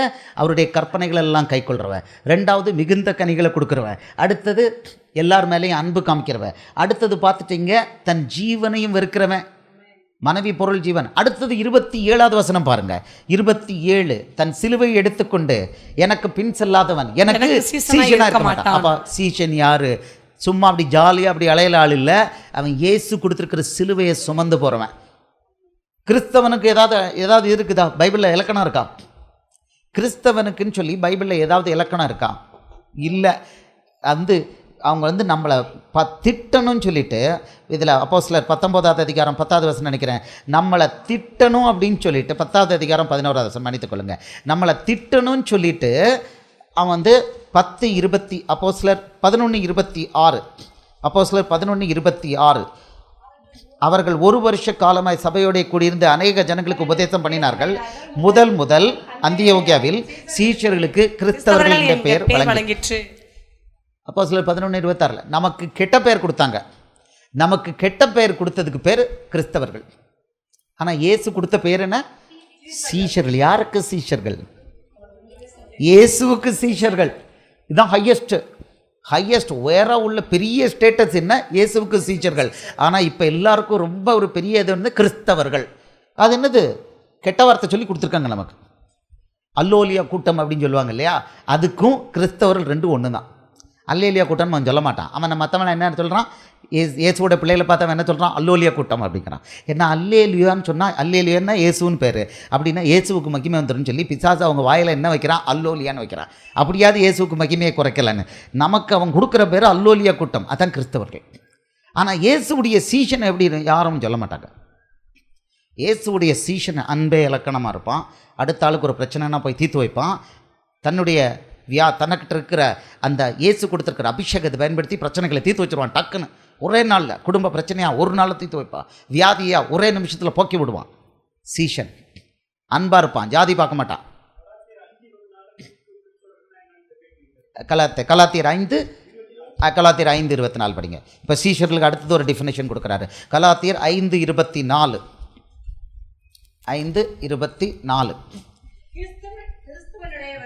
கிறிஸ்துவை உடையவர்கள் தங்கள் மாம்சத்தையும் அதன் ஆசை இச்சைகளையும் சிலுவையில் அறைந்திருக்கிறார்கள். ஆசை இச்சைகளையும் சிலுவையில் அறைந்திருக்கிறார்கள். போதும், சிலுவையில் அறைந்திருக்கணும். சிலுவையை தூக்கணும்னு இருக்கு, சிலுவையில் அரைஞ்சிருக்கணும். அல்லேலூயா. பாருங்க, நமக்கு வசனம் தெரியலன்னா எவ்வளோ ஏமாற்றப்படுகிறோம். இன்றைக்கி நமக்கு என்ன திறக்குது? நமக்கு ஆவிக்குரிய கண்கள் திறக்கப்படணும். அல்லேலூயா. பாருங்க, அடுத்தது 33வது வசனம். இதே இதில் லூக்கா 14:33 இது சீஷனுக்கு இருக்கக்கூடாத இலக்கங்கள் ஒன்று. அப்படியே உங்களில் எவனாகிலும் தனக்கு உண்டானவைகளை எல்லாம் வெறுத்து விடாவிட்டால் அவன் எனக்கு சீஷனாய் இருக்க மாட்டான். சிலுவையில் அரைஞ்சிருக்கணும்னு சொல்லிட்டாரு பார்த்தீங்களா? இதுங்க தனக்கு உண்டானவைகளை எல்லாம் வெறுத்து விடாவிட்டால் சீஷனாக இருக்க மாட்டார். அல்லேலூயா. இப்போ சொல்லுங்க, கிறிஸ்தவன்கிறது மேற்பட்டவனா இல்லை சீஷன் மேற்பட்டவனா? லூக்கா 14:33 தேடிக்கிட்டு இருக்காங்க சகோதரி. பாருங்க, கிளியரா. இப்போ சீஷன், இயேசுவுக்கு சீஷன் அப்படிங்கிறது பெரிய விஷயமா, கிறிஸ்தவன்கிறது பெரிய விஷயமா? இன்னைக்கு ரோமன் கத்தோலிக்கர்களும் கிறிஸ்தவன். ஐயா, நீங்கள் கிறிஸ்தவன் சொல்லாதீங்க தயவுசு. மாதாயன், மாதாவை விருப்பப்படுறவங்க, மாதாவை பின்பற்றவங்களுக்கு பேர் மாதாயன் அப்படின்னு வைக்கணும். சரிதானம்மா?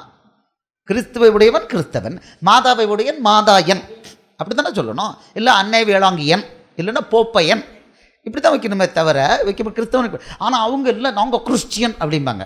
பாருங்க, அப்போ டூப்ளிகேட்டும் ஒரிஜினலும் ஒன்றா உள்ளே வந்தபோது ஒரு பேர் வந்துட்டு. ஆனால் இயேசுவுக்கு சீஷன்னா டூப்ளிகேட் வருமா? இயேசு நம்மளை வந்து கிறிஸ்தவர்களை உருவாக்க சொல்லவே இல்லை. அவர் கிளீனாக சொல்லியிருக்கிறாரு. மத்தேயு 28:18-19 நீங்கள் புறப்பட்டு போய் சகல ஜாதிகளையும் சீஷராக்குங்கள். இப்போ சீஷருக்கு அர்த்தம் புரிஞ்சிருச்சா?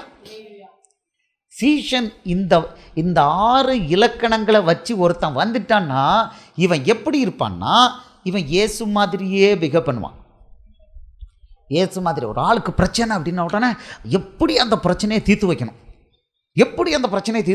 இந்த கணக்கில் தான் இவன் எப்போதுமே இருப்பானே தவிர, இவனுக்கு எண்ணமெல்லாம் ஏக்கமெல்லாம் எப்படி ஆளுகளோட பிரச்சனையை தீர்க்கிறது, எப்படி அவங்கள இயேசுவுக்கு பிள்ளைகளாக மாற்றுறது, எப்படி இயேசுவை போல அவங்கள மாற்றுறது, இந்த கணக்கில் தான் இருக்கும். சீஷனோட கண் அப்படி தான் இருக்கும், சீஷனோட பார்வை இப்படி தான் இருக்கும். இது இல்லை அப்படின்னா அவனுக்கும் இயேசுவுக்கும் சம்மந்தம் இல்லை, இப்போ நீங்கள் பார்த்தீங்கன்னா நான் அப்படியே ஒருத்தராக கண்ணில் பார்க்கும் பொழுது ஒவ்வொருத்தரும் இயேசுவுக்கு அடுத்தது வல்லமையாக எப்படி செயல்பட வைக்கலாம், எப்படி ஆக போகிறாங்கன்னு அந்த கண்ணு தான். இதுக்கு 50 மார்க்கு, இதுக்கு 65 மார்க்கு, கொஞ்சம் இளமையாக இருந்தால் அங்கே ஒருத்தரையும் பார்க்க முடியல, எல்லாம் கொஞ்சம் எல்லாருமே 30 மார்க்கு 40 மார்க் இருக்குங்க. கொஞ்சம் வயசு குறைஞ்சவங்கன்னா நான் டக்குன்னு கொடுத்துடலாம், ஒரு 80 மார்க் கொடுத்துடலாம், ஏன்னா அவங்க இன்னும் கொஞ்சம் வேகமாக வேலை பார்ப்பாங்க. எத்தனை மார்க் கொடுக்கலாம் அப்படின்னு பார்த்துக்கிட்டே இருக்கிறேன். அப்படி தான் எப்படி மாற்றலாம், இவங்களை அடப்பட்டு கிடக்கிறவங்களை எப்படி விட்டு விடலாம், பெரிய வியாதிகளை குணப்படுத்தலாம். ஒரே வாரம் தான் ஒரு பொண்ணு இல்லை 10 நாளைக்கு உள்ள குழந்தை, சும்மா ஒரு குட்டி குழந்தை வச்சுருக்கு, சின்ன பொண்ணு, அது ஒரு நேற்று அனுப்பியிருக்கு 8 அற்புதங்கள். அர்த்தரைட்டிஸ் வியாதி வந்து இயேசுவின் நாமத்தில் வியாதியை போனோன்னா வலி உடனே நின்று போச்சு, சபிக்கப்பட்ட வியாதி நின்று போச்சு. ஆமாம், என்னென்ன வியாதி உண்டோ அத்தனையும் அந்த பொண்ணு குணப்படுத்தி அசால்ட்டாக போட்டு விட்டுருக்கு. நாங்கள் எல்லாரும் இதாகிட்டோம், ஸ்டன் ஆகிட்டோம் 10 நாளைக்குள்ள. எங்கேருந்து இந்த செத்து கிடக்கிற அந்த பாடையிலேருந்து வெளியில் எடுத்த உடனே உருவாயிட்டு. சின்ன பொண்ணு தான். அல்லேலூயா. பாருங்கள், இப்போ சொல்லுங்கள், இயேசு இவங்களை தான் உருவாக்க சொல்லியிருக்காரு. நீங்கள் யாராவது ஃபஸ்ட்டு இந்த சீசனுக்குள்ள இலக்கணம் உங்களுக்கு யாராவது சொல்லி தந்திருக்காங்களா? உங்களுக்கு சங்கீத புஸ்தகத்தில் என்ன சொல்லி தந்திருப்பாங்க? கர்த்தரின் மேய்ப்பராக இருக்கிறார், நான் தாழ்ச்சி அடைய, எல்லாரும் புட்டிப்பாலை குடிச்சு நல்லா டெய்லி தூங்கிக்கோங்க, எந்திரிச்சுக்கோங்க, அப்புறம் சங்கீதம் 91 படிச்சுக்கோங்க. பாடையில் தூக்கிட்டு போகிறதுக்கு ஐ எம் சாரி, எல்லாமே இதுதான். மலேசியாவிலேருந்து ஒருத்தர் வந்திருந்தார். அவர் பார்த்தோன்னே ஆவியான சொல்ல வச்சார், ஏன் நீங்கள் அவர் 25-26 வருஷம் சபையில் இருக்கிறாராம், நல்ல ரொம்ப ஆவிக்குரிய ரொம்ப ஹையாக இருக்கிறேன்னு நினச்சிக்கிட்டு இருந்தார். நீங்கள் சங்கீத நீதிமொழிகள் படிக்கிறதை மட்டும் படிச்சுக்கிட்டு இருக்கீங்க, நிறுத்துங்க. அது எப்படி தெரியும் சங்கீத நீதிமொழிகள்? எப்பா இது ஒன்றும் பெரிய தீர்க்க தரிசனெல்லாம் வேண்டாம், 100க்கு 99 பேர் சங்கீத நீதிமொழிகள் தான் படிக்கிறான். நீங்கள் பேசுகிற பேச்சிலேருந்து சங்கீத நீதிமொழிகள் தான் படிக்கிறேங்க, இயேசு உங்கள்கிட்ட இல்லைன்னு தெரிஞ்சு போச்சு. எப்படி இயேசு இல்லைன்னு எப்படி கண்டுபிடிக்கிறது? ரொம்ப சிம்பிள். ஆத்துமாதாயத்தை பற்றி பேசலை, ஒன்றுமே தெரில, வியாதியை குணப்படுத்த தெரில, பியாய் ஓடலைன்னா அவங்க சங்கீத நீதிமொழிகள் படிக்கிறவங்க. அவங்களுக்கு பேர் பால் குடிக்கிறவங்க. எபிரேயர் 5:12-13. பால் குடிக்கிறவங்க யாருன்னு தெரியணும். எபிரேயர் 5:12-13. எபிரேயர் பால் குடிக்கிற பிள்ளைங்க யார்? எபிரேயர் 5:12-13.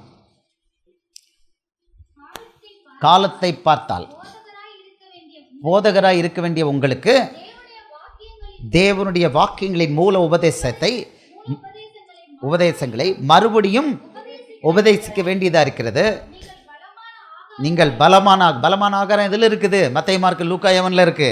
நீங்கள் பலமான ஆகாரத்தை அல்ல பாலை உண்ணத்தக்கவரானீர்கள். பால் உண்கிறவன் குழந்தையா இருக்கிறபடினால் நீதியின் வசனத்தில் பழக்கம் இல்லை. நீதினா யாருங்க?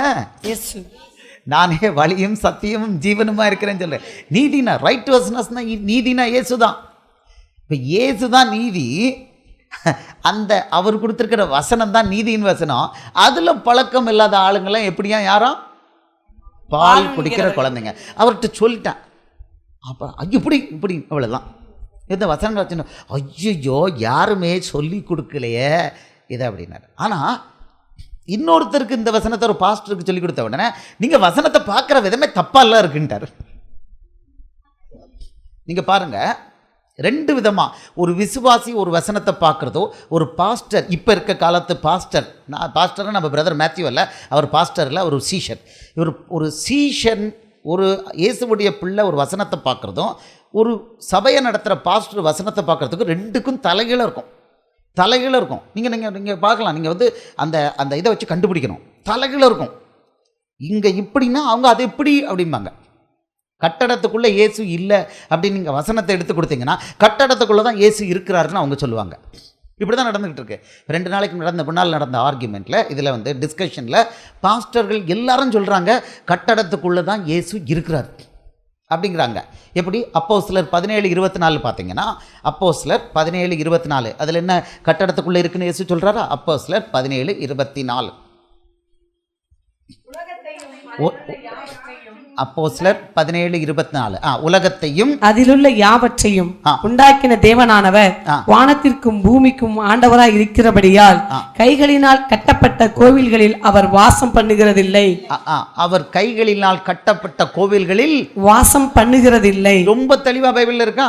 அவர் எங்க வாசம் பண்றாரு? நமக்குள் ஆலயம் நாம தான். 1 கொரிந்தியர் 6வது அதிகாரம் 19வது வசனம். 1 கொரிந்தியர் 6:19. இதெல்லாம் இன்னும் கொஞ்சம் டீட்டெயிலாக பார்க்க போகிறோம். உங்கள் சரீரமானது நீங்கள் தேவனாலே பெற்றும் நீங்கள் அவரை தங்கி இருக்கிற பரிசுத்த ஆலயமாய் இருக்கிறது என்றும் நீங்கள் உங்களுடையவர்கள் அல்லவென்றும் அறியீர்களா? இப்போ இயேசு தங்கியிருக்கிற ஆலயம் பிரதர் இது மட்டும்தான். இங்கே பாருங்க பிரதர், இந்த மைக்கு கூட வால்யூம் மட்டும் தான் குறைக்கணும். இதை குறைச்சிடக்கூடாது, இதை தொடக்கூடாது. இந்த சகோதரி பேசும்போது கரெக்டாக கொஞ்சம் குறைச்சிக்குவாங்க. பாருங்க, அப்போ இன்னைக்கு ஆலயம் எங்கே இருக்குது? நம்ம தான். நீங்களே தேவனுடைய ஆலயம். 1 கொரிந்தியர் 3:16-17. இந்த 1 கொரிந்தியர் 6:19 இன்னும் தெளிவாக சொல்லிட்டாரு. லூக்கா 17:21 என்ன சொல்கிறாரு? பரலோக ராஜ்யம் எங்கே இருக்குது? உங்களுக்குள் இருக்கிறது. அதுக்கு தான் இயேசு வந்தார்.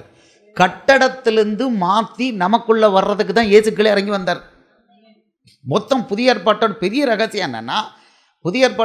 ரகசியம் என்னன்னா கட்டடத்தில் வாசமாயிருந்த தேவ பிரசன்னத்தை நம்ம இருதயத்துக்குள்ளே கொண்டு வரதுக்கு தான் ஒரு வானத்திலேருந்து இறங்கி வந்தார். அதை ஓட்ட விட்டுட்டு அவங்க அந்த பாஸ்டர்கள் அவ்வளோ பேரும் கட்டடத்தில் இயேசு இருக்கிறாரு அப்படின்னு. கட்டடத்தில் பிசாசு தான் இருக்கும். ஹாண்டட் ஹவுஸ் சொல்லுவாங்க. கட்டடத்தில் பிசாசு இருக்கும். இயேசு எந்த கட்டடத்திலும் இருக்க மாட்டார். அவர் நமக்குள்ள தான் இருக்கிறார். அல்லேலூயா. சொல்லுங்க பிரதர். மாத்யூ வாணி.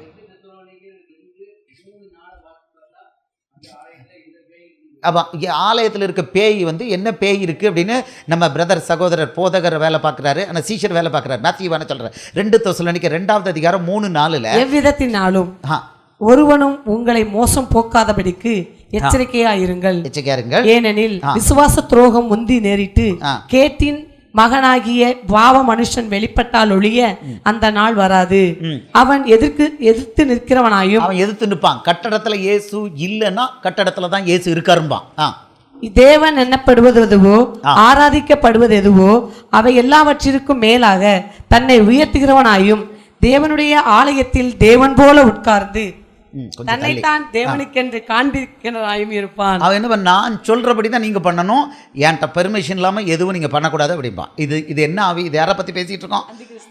அந்தி கிறிஸ்து. இன்னைக்கு கட்டடத்துக்குள்ள உட்கார்ந்து இருக்குது பூரா இந்த அந்தி கிறிஸ்து ஆவின்னு சொல்லி நான் சொல்லலை.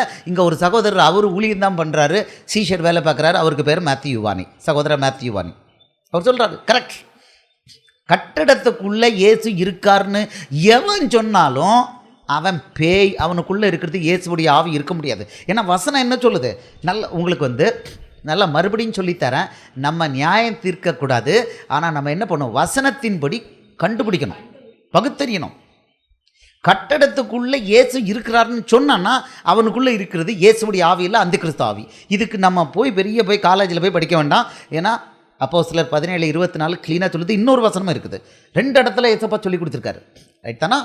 இப்போ சொல்லி ஆர்கியூ பண்ணிவிட்டு அவங்க விட மாட்டாங்க. நாங்கள் கட்டடங்களை கட்டிக்கிட்டே இருப்போம், கட்டடங்களை கட்டுவோம், அதில் தான் இயேசு இருக்காருன்னு சொல்கிறாங்க. கட்டடம் கட்டுறதுல பிரயோஜனமே கிடையாது. கட்டடத்துக்குள்ளே இயேசுவும் கிடையாது. அல்லேலூயா, அல்லேலூயா. ஸோ பாருங்கள், இப்போ மறுபடி வருவோம். இப்போ சீஷர் இருக்கக்கூடியது என்ன, இருக்கக்கூடாதது என்னன்னு நம்ம பார்த்துருக்கோம். அவர் சொல்கிறாரு, நீங்கள் புறப்பட்டு போய் சீஷர் ஆக்குங்கன்னு சொல்லியிருக்காரு. அடுத்தது என்ன சொல்லியிருக்காரு? 4வது என்ன சொல்லியிருக்காரு? ஞான ஸ்நானம் கொடுக்கணும். ஞானஸ்தானம் யார் பேரில் கொடுக்கணும்? பிதா குமாரன் பரிசுத்தாவின் நாமத்தில் ஞானஸ்தானம் கொடுக்கணும். யார் ஞானஸ்தானம் கொடுக்கணும்? பைபிள் காலேஜில் போய் 3 வருஷம் படிச்சுட்டு வந்து, இல்லைன்னா பாஸ்டருக்கு மனைவி, பாஸ்டருக்கு மருமகன், மனைவி இல்லை, பாஸ்டருக்கு மகன், பாஸ்டருக்கு மருமகன், இவங்க தானே ஞானஸ்தானம் கொடுக்கணும்னு பைபிள் போட்டிருக்கல. இவங்கெல்லாம் இப்படி சொல்லி போடுவாங்கன்னு சொல்லி தான் யாரை கொண்டு வந்தார் ஞானஸ்தானத்துக்கு? இயேசுவுக்கு ஞானஸ்தானம் கொடுக்குறதுக்கு யார் வந்தார்? வேதபாரகர் பரிசேயரை வச்சாரா? அவன் ஒட்டக மயிரையும் வார்க்கச்சையும் கட்டிக்கிட்டு முழு பைத்தியம் மாதிரி இருந்தவன், வனாந்தரத்தில் காவோன்னு கத்திக்கிட்டு இருந்தவன், அவனை கொண்டு வந்து ஞானஸ்தானம் கொடுக்க வச்சார். ஏன்னா ஒரு காலத்தில் இந்த ஞானஸ்தானத்தை எடுத்து தூர வச்சுட்டு, நாங்கள் அங்கி ஓட்டவங்க தான் ஞானஸ்தானம் கொடுக்கணும், அழைக்கப்பட்டவங்க தான் ஞானஸ்தானம் கொடுத்துருன்னு பொய்யர்கள் வந்துடுவாங்க, அந்திக்கிறிஸ்து ஆவி டேக் ஓவர் பண்ணணும்னு இயேசுவுக்கு தெரியும். அதனால் அதை செஞ்சார். யார்? யோவான் ஸ்நானகன் ஞானஸ்நானம் கொடுத்தானே. உங்களுக்கு ஒரு கேள்வி கேட்குறேன், யோவான் ஸ்நானகன் ஞானஸ்நானம் எடுத்திருந்தானா? எடுக்கலை. ஞானஸ்தானம் எடுக்காத ஆள், ஞானஸ்தானம் எடுக்காத ஆள் யாருக்கு ஞானஸ்தானம் கொடுக்குறான்? தேவகுமாரனாகிய இயேசுவுக்கு ஞானஸ்தானம் கொடுக்குறான். பரலோக தேவன் அவர், அவருக்கு ஞானஸ்தானம் கொடுக்குறான். அப்படின்னா என்ன அர்த்தம்? ஞானஸ்தானத்தை யாருனாலும் கொடுக்கலாம். இப்படித்தான். ஏன் எழுதி வச்சார்? ஏன் எழுதி வச்சார்? ஏன்னா ஒரு காலத்தில் இதை கதவை எதை பூட்டுவாங்க? பரலோக ராஜ்யத்தை பூட்டி வைப்பாங்க. பரிசேயர், இயேசு சொல்கிறார் பரிசேயர் சதுசேயரை பற்றி, நீங்கள் பரலோக ராஜ்யத்தை பூட்டி வச்சுருக்கீங்கிறார். பரலோக ராஜ்யத்தை இழுத்து அட்டைப்பாங்கன்னு அவருக்கு தெரியும். சரி, ஏன் ஞானஸ்நானம் முக்கியம்? ஞானஸ்நானம் ஏன் முக்கியம்? பாவத்துக்கு மறித்து நீதிக்கு. ரொம்ப சிம்பிள். நீங்கள் ஞானஸ்நானம் தண்ணியில் முங்கி எடுக்கும்போது தான் இயேசுவுடைய பிள்ளையாருங்க. ஞானஸ்நானம் எடுக்கிறதுக்கு முன்னால் அவங்க இயேசுவுடைய பிள்ளை அல்ல. மத்தேயு 3:16-17, மத்தேயு 3:16-17 அவர் சொல்கிறாரு, இயேசு ஞானஸ்நானம் பெற்று கரையேறின உடனே என்ன ஆச்சு பாருங்க. மத்தேயு 3:16-17, மத்தேயு 3:16-17, இயேசு ஞானஸ்நானம் பெற்று ஜலத்திலிருந்து, யோர்தான் நதியிலிருந்து கரையேறின உடனே இதோ வானம் அவருக்கு திறக்கப்பட்டது. எப்போ வானம் திறக்கப்படுது? ஞானஸ்தானத்துக்கு முன்னால் அல்ல, ஞானஸ்தானம் எடுத்துட்டு வரும்போதான் வானம் திறக்கப்படுது. தேவ ஆவி புறாவை போல இறங்கி. அப்போ ஞானஸ்தானம் எடுக்கும்போது தான் என்ன இறங்குது? வானம் திறக்குது. வானம் திறந்தவன் என்ன வருது? தேவ ஆவியானவர் இறங்குறார், புறாவை போல இறங்கி தம்மேல் வருகிறதை கண்டார். அப்போ பரிசுத்த ஆவியானவர் அப்பதான் வராரு. ஏன் பரிசுத்த ஆவியானவர் வராரு உள்ள? அவருக்கு பேர் என்ன? அவருக்கு பேரே பரிசுத்த ஆவியானவர். அவர் எங்கே உள்ளே வருவார்? பரிசுத்த ஆவியானவர் கட்டடத்தில் வாசம் பண்ணுவாரா? ஆவியானவர் அவர் எங்கே? நமக்குள்ள தான். பரிசுத்தம் உள்ளவங்களுக்குள்ள தான் வருவார். பரிசுத்தம் எப்போ வருது? தண்ணியில் முங்கி வெளியில் வந்தவன வருது. இன்னும் வசனங்களை பார்ப்போம். இப்போ பாருங்க, அடுத்தது என்ன வருது பாருங்க. அன்றியும் வானத்திலிருந்து ஒரு சத்தம் உண்டாகி, இவர் என்னுடைய நேசகுமாரன், இவரில் பிரியமாய் இருக்கிறேன் என்று உரைத்தது. அப்படின்னா என்ன அர்த்தம்? இவர் பேர் என்ன ஆகுதுன்னா ஜீவ புத்தகத்தில் எழுதப்படுது. பரலோகத்தோட பிரஜை யாரார்? தண்ணியில் முங்கி ஞானஸ்நானம் எடுக்கும்போது தான் ஒரு பாவ மனுஷன் என்ன வரான்?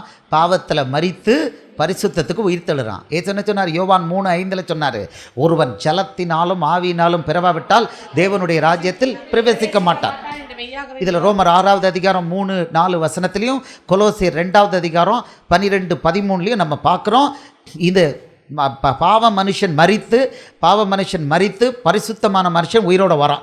இதுதான் ஞானஸ்தானம். இங்கே வாங்கம்மா, லேட்டாக வரவங்க இங்கே அந்த பக்கம் அலோவ் பண்ணாதீங்க. பாருங்கள், பாவ மனுஷன் மரித்து பரிசுத்தமான மனுஷன் வரான். இதுதான். அப்போ ஞானஸ்தானம் எடுக்காமலே போய்கிட்டு இருந்தால் பரலோகம் போக முடியுமா? அது சொல்கிறாரு மார்க் 16:16 ஒரு ரூட் கொடுக்குறாரு. சொல்கிறாரு, விசுவாசித்து ஞானஸ்தானம் படிங்க. மார்க் 16:16. சீமோன் பேதுரு. ஏம்மா தப்பாக படிக்கிறீங்க. மார்க் 16:16 விசுவாசம் உள்ளவனாகி ஞானஸ்தானம் பெற்றவன் ரட்சிக்கப்படுவான், விசுவாசியாதவனோ ஆக்கினைக்குள்ளாக தீர்க்கப்படுவான். என்னாச்சு? ஞானஸ்தானம் பெறலன்னு எங்கே போகிறாங்க? நரகம். யோவான் 3:5 தெளிவாக சொன்னார், ஒருவன் ஜலத்தினாலும் ஆவியினாலும் பிறவாவிட்டால் தேவனுடைய ராஜ்யத்தில் பிரவேசிக்க மாட்டான். இங்கே சொல்லிட்டாரு. பாருங்க, கேமரா இங்கே பாருங்க. அப்போ இங்கே விசுவாசித்து ஞானஸ்தானம் பெறுகிறவன் ரட்சிக்கப்படுவான், விசுவாசியாதவனோ ஆக்கினைக்குள்ளாக தீர்க்கப்படுவான். கிளியர். அப்போ ஞானஸ்தானம் கொடுக்காம விட்டா என்ன அர்த்தம்? ஏமா இப்போ நான் உங்களுக்கு நல்ல கேள்வி கேட்குறேன், இதெல்லாம் கீழே வச்சுட்டேன். ஞானஸ்நானம் கொடுக்காம உங்களை தடுத்தா அது யார்? சரி, சிம்பிளாக ஒரு கேள்வி கேட்குறேன். எத்தனை பேர் ஞானஸ்தானம் கொடுத்துருக்கீங்க? கை வைத்துங்க. எத்தனை பேர் நான் ஞானஸ்தானம் கொடுத்துருக்கேங்கிறவங்க கை உயர்த்துங்க. எத்தனை பேர் ஞானஸ்தானம், பாஸ்டர்களை தவிர 2 பாஸ்டர்கள் மட்டும் கை உயர்த்துறாங்க, வேறு யாரும் கை உயர்த்தலை. ஞானஸ்தானம் கொடுத்துருக்கீங்க. இவர் ஒரே ஒரு சகோதரர் கொடுத்துருக்காரு. ஐயா பேரை சொல்லுங்க. பிரதர் ராயப்பன். இந்த கூட்டத்தை நடத்துகிறவர் மட்டும் ஞானஸ்தானம் கொடுத்துருக்காரு, வேற ஒருத்தரும் ஞானஸ்தானம் கொடுக்கல. அப்போ இயேசு சொன்ன வார்த்தை அது இங்கே உறுதியாகுதா? மத்தேயு 23 என்ன சொல்கிறாரு? நீங்கள் என்ன பண்ணுறீங்க? பரிசேயர் சதுசேயரை பற்றி என்ன சொல்கிறாரு? நீங்கள் என்ன பண்ணுறீங்க? ஆமாம், அவரை நீங்கள் பரலோக ராஜ்யத்தை என்ன பண்ணுறீங்க? 13வது வசனம் மத்தேயு 23:13 மாயக்காரரே, வேதபாரகரே, பரிசேயரே, உங்களுக்கு ஐயோ, மனுஷர் பிரவேசியாதபடி பரலோக ராஜ்யத்தை பூட்டி போடுகிறீர்கள், நீங்கள் அதில் பிரவேசிக்கிறதும் இல்லை, பிரவேசிக்க போகிறவர்களை பிரவேசிக்க விடுவதும் இல்லை. அப்போ ஞானஸ்நானம் எடுக்க பயிற்சி கொடுக்கணும். அவர் சொல்கிறாரு, நீங்கள் போய் ஞானஸ்தானம் கொடுங்கள் இருக்கிறாரு. உங்களில் யாருமே ஞானஸ்தானம் கொடுக்கல. யார் உங்களை ஞானஸ்தானம் கொடுக்காம கட்டி போட்டான் சொல்லுங்க. சகோதரிகள் இத்தனை பேர் பெரும்பாலராக வந்திருக்கீங்க, சொல்லுங்க. உங்களை ஞானஸ்தானம் கொடுக்க விடாமல் கட்டி போட்டது யார்? நீங்கள் எல்லாரும் சபைக்கு போகிறீங்க தானே? எல்லாரும் சபைக்கு போகிறவங்கன்னு ஒரு கை பார்த்துங்க. நான் சபைக்கு போகிறேன் அப்படிங்கிறவங்க எல்லாரும் சபைக்கு போகிறீங்க, எல்லார் கையும் உயருது. அப்போ அவ்வளோ பேரும் ஏதோ ஒரு சபைக்கு போகிறீங்க. அப்போ அந்த சபை முழிச்சுக்கிட்டு இருக்கா, தூங்கிக்கிட்டு இருக்கா? பிள்ளைகளை ஞானஸ்நானம் கொடுக்க வைக்காத சபை இயேசுவுடைய சபையா? அங்கே இயேசு இருக்காரா? சொல்லுங்கள். நீங்கள் வசனம் என்ன சொல்லுது? இயேசுவுடைய பிள்ளைகள் ஞானஸ்தானம் கொடுக்கணும்னு தெளிவாக இங்கே கொடுத்துருக்காரு. 4வது பாயிண்ட் ஞானஸ்தானம். நீங்கள் யாருமே ஞானஸ்தானம் கொடுக்கல. அப்போ நீங்கள் யாருடைய சபைக்கு போய்கிட்டு இருக்கீங்க? இல்லை, அவர் ஒரு வார்த்தை சொன்னார் பிரதர் மாத்தியூ வாணி, அந்தி கிறிஸ்து சபைக்கு போய்கிட்டு இருக்கீங்க. நீங்கள் போய்கிட்டு இருக்குது அந்தி கிறிஸ்து சபை. ஏன்னா இயேசுவோட சபைனா பரலோக ராஜ்யத்தை பூட்டி போட்டிருக்க மாட்டாங்க. நான் கிளியராக உங்களுக்கு வசனம் கொடுத்தேன். ஞானஸ்தானம் எடுக்கிறதுல மூலம் மட்டும்தான் ஒருத்தன் பரலோக ராஜ்யத்துக்குள்ளே வரான். பிசாசின் ராஜ்யத்திலேருந்து இங்கே வரான் பரலோக ராஜ்யத்து. அப்புறம் அவர் வசனம் எபேசியர் 2வது அதிகாரம் 1வது வசனம், அக்கிரமங்களினாலும் பாவங்களினாலும் மரித்து கிடந்த நம்மை கிறிஸ்து உயிரோடு எழுப்பினார். பாவங்களினால செத்து கிடந்த நம்மளை உயிரோட அப்படின்னா தண்ணியில் முங்கும்போது செத்து போன ஆத்மா வெளியில் வரும்போது என்ன? உயிரோட உள்ள ஆத்மா ஆயிடுச்சு. அப்போ அதுதான் பாயிண்ட்டு. பரலோக ராஜ்யத்துக்கு ஆள் சேர்க்கறது பாயிண்ட் எப்போ தெரியுமா? சுவிசேஷன் சொல்லும் போது இல்லை, ஒருத்தியை தண்ணியில் முக்கி வெளியில் எடுக்கிற பாருங்க, பிதாக்குமாரன் பரிசுத்தாவின் நாமத்திலும் சொல்லி, அப்பந்தான் பரலோக ராஜ்யத்துக்கு டிங்குன்னு ஒரு பெல் அடிக்க ஒரு ஆள் கிடைக்குது. இதை கிடைக்க விடாமல் இங்கே ஒருத்தர் கூட பிள்ளை பெக்கலை, ஆவிக்குரிய பிள்ளை ஒருத்தரும் பெக்கலை. ஏம்மா நீங்கள் எல்லோரும் கல்யாணம் முடிஞ்சவங்க தான் ஐயா, எல்லோரும் கல்யாணம் முடிஞ்சவங்க தான். வாலிப பையன் 1-2 பேர் தான் இருக்கிறீங்க, வாலிப பிள்ளைகளே இல்லை. ஆமாம், சரி 1-2 இருக்கிறாங்க கூட்டத்தில். பெத்த பிள்ளை பெற்றவங்க தான் இருக்கிறோம். கல்யாணம் முடிஞ்ச பிள்ளை பெற்றுக்கிறோம்ல, பிள்ளை பெக்கலைன்னா என்ன சொல்கிறோம்? புழு பூச்சி இருக்குதா கேட்குறாங்கல்ல. ஆமாம், அதாவது 6 மாதம் கல்யாணம் முடிஞ்சு வரதுக்குள்ள பிரதர் எனக்கு பிள்ளை வேணும். எப்போ 6 மாதம் தான், அது கொஞ்சம் நாள் ஆகுது. அது இல்லை எல்லோரும் விரட்டுறாங்க பிள்ளை பெற்றுக்கணும். 6 மாதத்தில் பிள்ளை பெறனா ஏதாவது ஃபாஸ்ட் ட்ராக் மெத்தட் போட வேண்டியதான் கேட்குறாங்க. ஆனால் நீங்கள் எத்தனை வருஷமாக சபைக்கு போகிறீங்க சகோதரி? நான் ஆர்சி சபைக்கு பிறந்ததுலேருந்து போய்கிட்டு இருக்கேன். இங்கே உங்களுக்கு ஒரு 30 வயசு இருக்குன்னு வச்சுப்போம். உண்மையெல்லாம் சொல்லாதீங்கம்மா, அதுக்கு தான் நான் குறைச்சி சொன்னேன். நீங்கள் எத்தனை சபைக்கு போகிறீங்க? என்ன எவ்வளோ நாள் சபைக்கு? 20 வருஷமா. அவங்க 20 வயசு, அவங்களுக்கு ஒரு 25 வயசு. ஆமாம், ஸோ இத்தனை வயசு அவங்க போகிறாங்க. ஆனால் ஒரு பிள்ளை கூட பெற்றுக்கலை, ஆவிக்குரிய பிள்ளைய கூட பெற்றுக்கலை. எல்லாரும் என்னவா இருக்கீங்க? மலடாக இருக்கிறீங்க. ஆனால் நமக்கு சொந்த வாழ்க்கை விஷயத்தில் பிள்ளை பக்கலை நான் போகிறோம். பிரதர் எனக்கு பிள்ளை இல்லை அப்படின்னு போய் எவன் தலையில் கை வச்சு வாங்கணுமோ ப்ரேயர் வாங்குகிறோம். எப்படியாவது பிள்ளை பெற்றுருமா? ஒன்றும் ஒர்க் அவுட் ஆகலை. ஆர்டிஃபிஷியல் இதுன்னு நிறைய இப்போ திறந்து வச்சுருக்கிறான். IVF டொய்விஎஃப்னு சொல்லி போய் நின்று பிள்ளைய பெற்றுறணும்னு பார்க்குறான். ஆனால் இயேசுடைய ராஜ்யத்துக்கு ஒருத்தரும் பிள்ளை பெக்கலை. உங்களை பிள்ளை பெக்காமல் தடுத்த அந்த மோசடிக்காரன் யார்? அது அழகாக மாத்தியூ வாணி பிரதர் சொன்னார், அந்தி கிறிஸ்து. அந்த அந்தி கிறிஸ்து எங்கே உட்காந்துருக்கான்னு அட்ரஸே கொடுத்துட்டார். 2 தெசலோனிக்கர் 2வது அதிகாரம் 2, 3, 4 போட்டு அவன் எங்கே உட்காந்துருக்கான்னு கொடுத்துட்டார். கட்டடங்களுக்குள்ளே உட்காந்துருக்கான் பேய் அவன். அப்போ என்னம்மா நல்ல லாங்குவேஜ்லாம் பேசுகிறேன்னா, நான் யாரையும் குறை சொல்லலாமா? நான் உங்களுக்கு அவன் அட்ரஸ் எங்கன்னு தான் சொல்கிறேன், எவன்னு சொல்ல மாட்டேன். ஏன்னா நியாயம் தீர்க்கிறதுக்கு எனக்கு அதிகாரம் கிடையாது. அதுவும் தேவனுடைய ஊழியக்காரன் சொல்கிற ஆளுங்களை நம்ம நியாயம் தீர்க்கவே கூடாது. ஏன்னா அவருக்கு ஊழியக்காரங்க. நான் 1-2 நேரம் திட்டி போடுவேன், பிறகு எனக்கு இட்டி விழும். What is this? அவன் நல்லதோ பொல்லதோ, அவன் எனக்கு ஊழியக்காரன், நான் தான் அடிப்பேன். சரி, உன்னைய நான் இறக்கி விட்டுருக்கேன், அதெல்லாம் சொல்லிக் கொடுக்கறதுக்கு இறக்கி விட்டுருக்கேன். பட் நீ நியாயம் இருக்கக்கூடாது, சொல்லணும், அட்ரஸ் எங்கே இருக்குன்னு சொல்லி கொடுக்கணும். எவன் ஆளை காமிக்கக்கூடாது, அட்ரஸ் மட்டும் தான் காமிக்கணும். வசனத்தின் மூலம் அட்ரஸ் காமிக்கணும். அல்ல இல்லையா? நான் கரெக்டாக சொல்கிறேன்னா சகோதரி?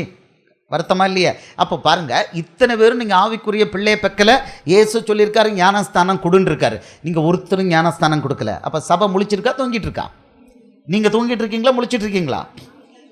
சொல்லுங்க, நீங்கள் தூங்கிட்டு இருக்கீங்களா, முழிச்சிருக்கீங்களா? ஞானஸ்தானம் கொடுக்காத எல்லாரும் ஆர்சியில் ஞானஸ்தானம், குழந்தை ஞானஸ்தானம் எடுத்தீங்களாம்மா? குழந்தை ஞான எது பேர் வைக்காது. குழந்தை ஞானஸ்தானம் எங்கே இருக்குது பைபிளில் தெரியுமா உங்களுக்கு? நான் எழுதி தரேன், அது அட்ரஸ். எல்லாத்துக்கும் ஒரு அட்ரஸ் இருக்குது. அட்ரஸே இல்லைன்னா என்ன பண்ணுறது? அதனால் நான் ஒரு அட்ரஸ் போட்டு கொடுத்துருக்கேன். லூக்கா 100வது அதிகாரம் 100வது வசனம். இதான் அட்ரஸ். குழந்தை ஞானஸ்தானம் இவங்க எடுத்திருக்காங்க. லூக்கா 100வது. ஒரு அட்ரஸே இல்லைங்கும் போது அட்லீஸ்ட்டு அந்த கட்டடங்களில் இருக்கிறது யார் இருக்காருன்னு அட்ரஸ் அவர் கொடுத்துட்டாரு. அந்திகிறிஸ்து இருக்கிறான்னு கொடுத்துட்டாரு. இவங்களுக்கு என்ன அட்ரஸ் கொடுப்பீங்க? அவங்க ஆர்சி சர்ச்சில் போனாலும் அட்ரஸ் தர மாட்டாங்க. அதனால் அவங்களுக்கு நான் ஒன்று உருவாக்கி லூக்கா 100வது அதிகாரம் 100வது வசனம் நான் ஏசப்பா ஒரு அட்ரஸ் கொடுத்துருக்காரு. அது ஆனால் இவங்களுக்கு இந்த லூக்கா 100 காரங்களுக்கு இன்னொரு அட்ரஸ் கடைசியில் போய் சேருது. மார்க் 16 படித்தோம். விசுவாசித்து ஞானஸ்தானம் பெறுகிறவன் ரட்சிக்கப்படுவான், விசுவாசியாதவனோ ஆக்கினைக்குள்ளாக தீர்க்கப்படுவான். நான் சொல்லலை, எனக்கு யாரையும் ஆக்கினைக்குள்ளே தீர்க்கிறதுக்கு அதிகாரம் கிடையாது. வசனம் சொல்லுது. கவனமாக இருக்கணும். இப்போ பாருங்கள், இப்போ 4வது பாயிண்ட் பார்த்துட்டோம், ஞானஸ்தானம் கொடுக்கணும். இப்போ இதெல்லாம் இல்லை, சபையில் புறப்பட்டு போகிறீங்களா எல்லாரும்? இல்லை, ஏன்னா ஒரு பிள்ளையும் பெக்கலை. நீங்கள் ஒரு பிள்ளையும் பெக்கலை. அடுத்தது சுவிசேஷம் அறிவிக்கிறீங்களா? சுவிசேஷம் அறிவிக்கிறீங்க. எப்படி அறிவிக்கிறீங்க? காலையில், ஞாயிற்றுக்கிழமை காலையில் ஒருத்தர் பேசுகிறாரு, கேட்குறீங்க, அது சுவிசேஷம். அவர் அறிவிக்கிறாரு உங்களுக்கு. நீங்கள் கற்பனையில் தூங்கிட்டே அறிவிக்கிறதா நினச்சிக்கிட்டீங்க. அடுத்தது சாயந்தரம் வந்தால் பைபிள் ஸ்டடி, இல்லைன்னா கொஞ்சம் வயசு கம்மியாக இருந்துட்டுங்க, உங்களையும் விட மாட்டாங்க, வெளியில் பெறக்கூடாது, வாலிபர் கூட்டம் மாட்டிக்கோங்க. இன்னும் கொஞ்சம் கம்மியாக இருந்தால் சண்டே ஸ்கூல். ஒரு பயம் வெளியில் பெறக்கூடாது. சின்ன பிள்ளையிலேருந்து பெரியாள் வர, ஆம்பளை பொம்பளை குழந்தைகள் ஒருத்தர் வெளியில் பெறக்கூடாது.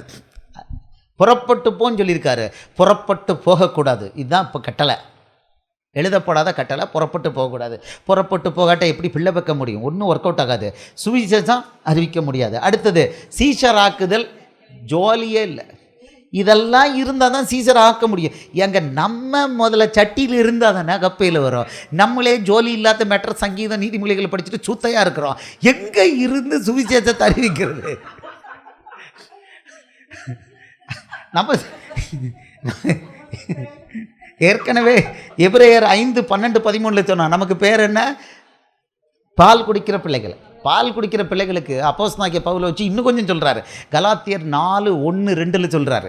அப்படி அவன் யாராம்? கலாத்தியர் 4:1-2 அவனுக்கும் பின்னும்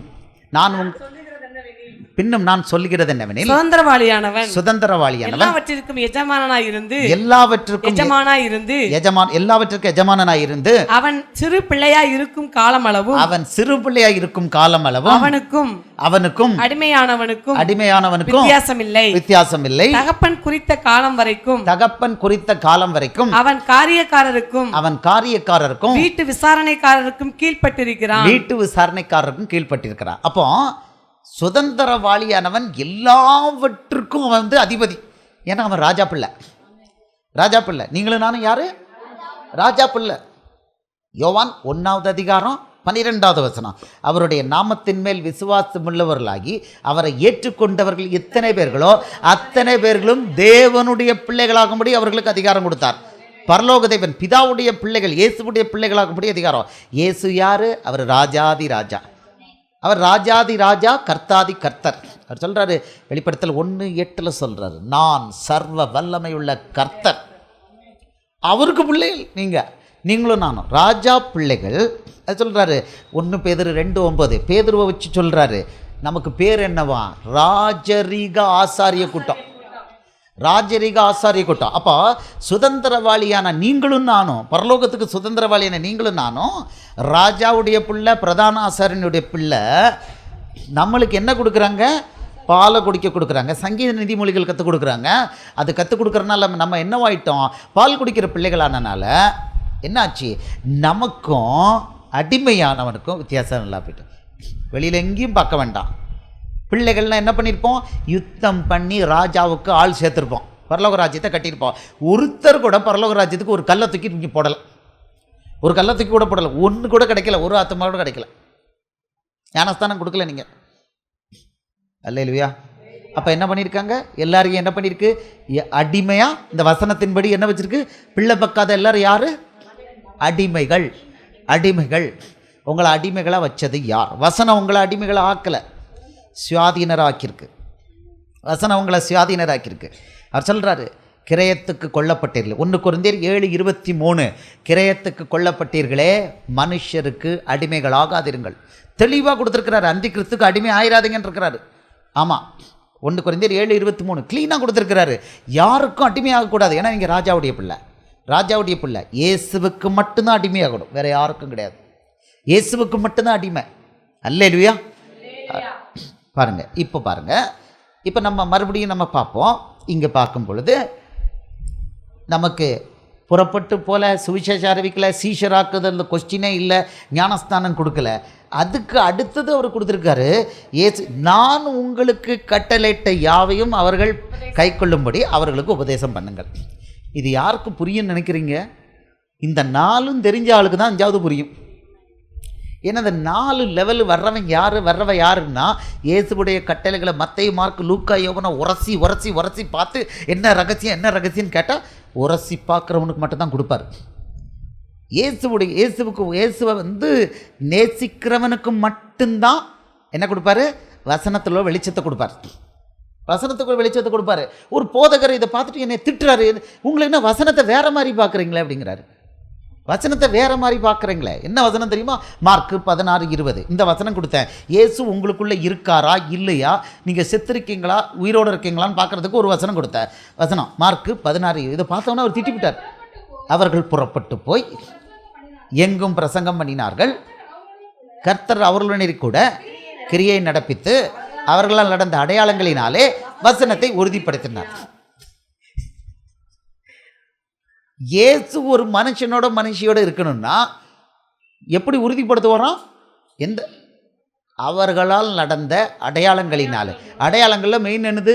16-17 சொல்லியிருக்காரு. விசுவாசிக்கிறவர்கள் நடக்கும் அடையாளங்களாவன, என் நாமத்தினாலே பிசாசுகளை துரத்துவார்கள், நவமான பாஷைகளை பேசுவார்கள், வியாதியஸ்தர்களை சொஸ்தப்படுத்துவார்கள். போதும், வியாதியஸ்தர்களை சொஸ்தப்படுத்துவாங்க. இதான் அடையாளம்.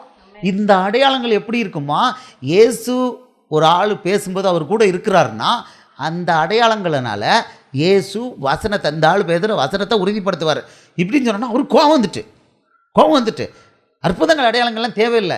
நீங்கள் வசனத்தை பார்க்குற விதமே தப்பாக இருக்குதே, ஒரு விதமாக இருக்குதே.